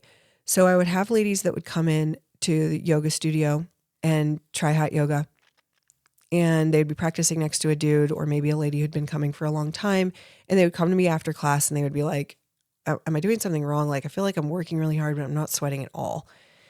And at first I was like, yeah, just like kind of keep coming kind of thing.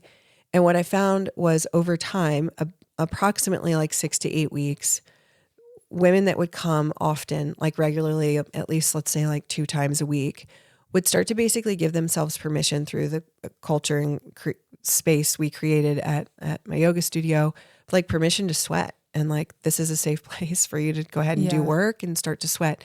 And so they would. And then they would start to come to me, literally like pull me over to their yoga mat and like show me like with pride how much sweat Look at my pile. Yeah. Yeah.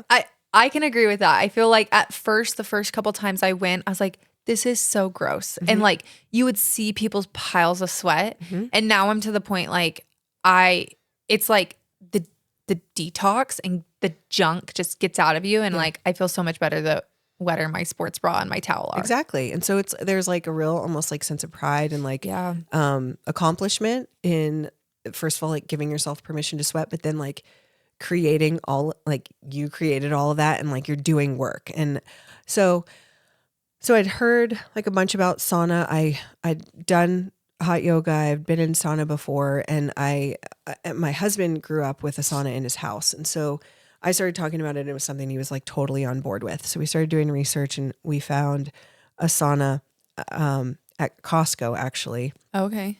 Shout out to Costco. We're not sponsored, but yet. And Yeah, give it a couple. I mean, We'll get those hot dogs and get some glizzies up in her. So we ordered one and it came early and it was super easy to put together. My husband and I did it in like a half a day, maybe, I don't even, maybe even faster. And we started using it like immediately. yeah. And if I would have known how much it has done for our relationship, I would have gotten one sooner. In terms of it is a place for us to go with no phone, and we both love it. We can sync up on whether we calendar things or things we haven't talked about or things we know we need to talk about completely uninterrupted. The girls at first would come in occasionally, and they're more than welcome to come in whenever they want.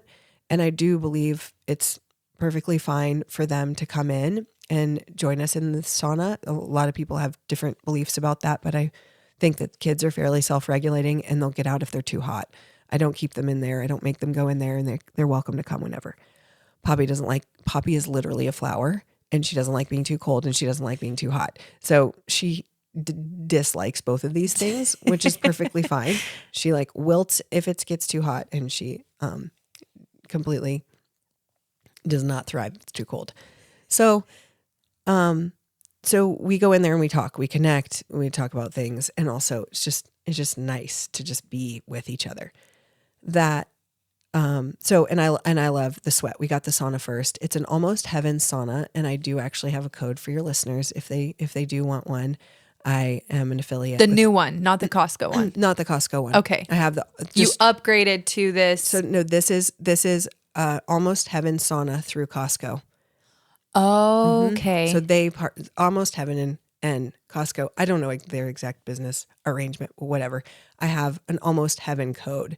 It doesn't work for the one at Costco. It only works for the one through their website, which is completely customizable and all the bells and whistles and all that good stuff. You can customize how you want the sauna to be inside? You can. I think you can customize like where you want the bench, and you can customize what heater you want, and you can customize the light and all different kinds of things. And yours is like the big round barrel. one. Mm-hmm. The big barrel. Yeah. Okay. And you built it? So they ship it in a box and then you built it? Okay. Yeah. It's slats. That's right. Yes. Yeah. Okay. So it goes together really easily. That said, Almost Heaven, and this is not necessarily a commercial for Almost Heaven. I will say I do love our sauna and would get another one of this brand. That's why I partnered with them. And I talk about the sauna all the time. Like I said, I think it's great for our family for a lot of reasons. And I love their product. And they're super easy to work with. It is an investment, I will say.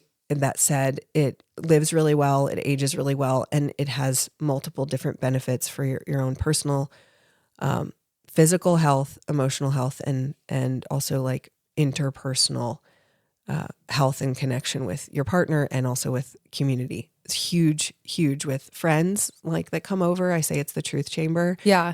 They come over, and not that you need to like, dish all your secrets, but if you do have a girlfriend that comes over, like it really is a safe space. Yeah. So, and then you do the cold plunge as well.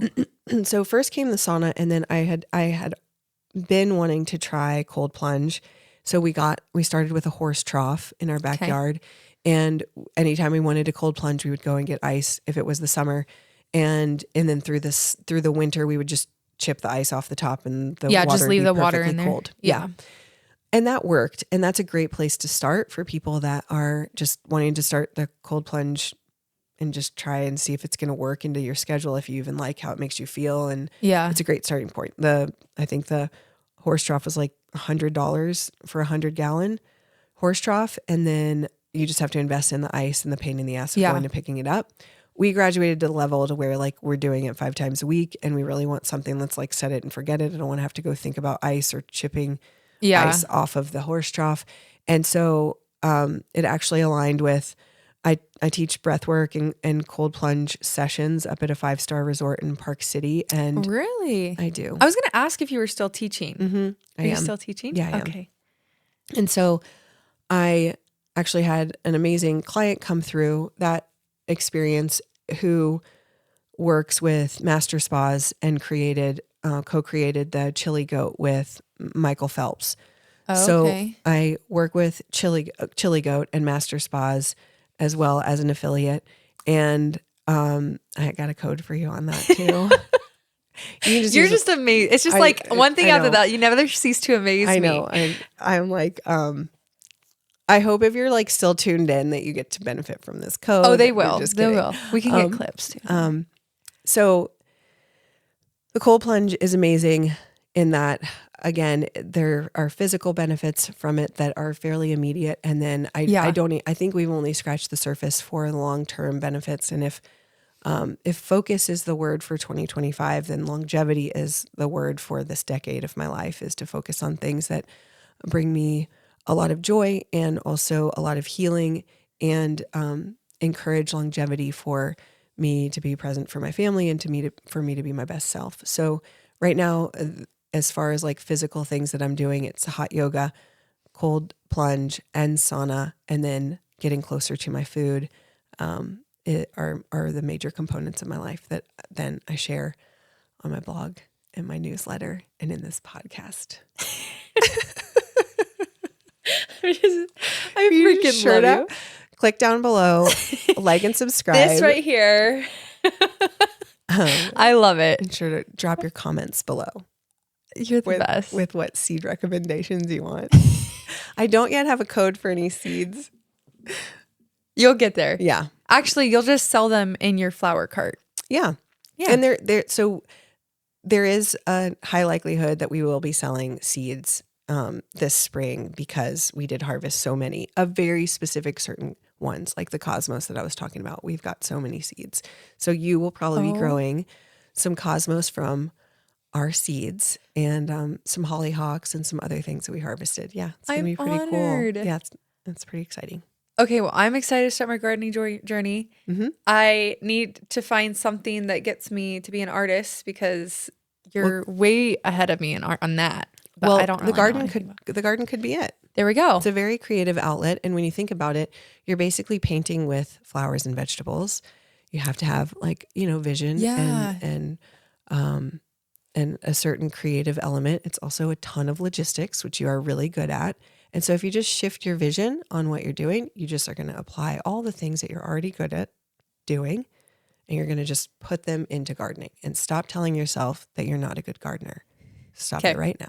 You're right, because I have the best mentor and the best blog posts to follow. Yes. So I'll just read those. Yep. And then you'll just put the things that you're good at into practice. It's basically logistics and timing. And you're right. Got that. You're right. I gotta, you know what I gotta do is I gotta do the research. Or just have Austin do it. And you're right. You're just right. Go out there with seeds. That's usually how it goes.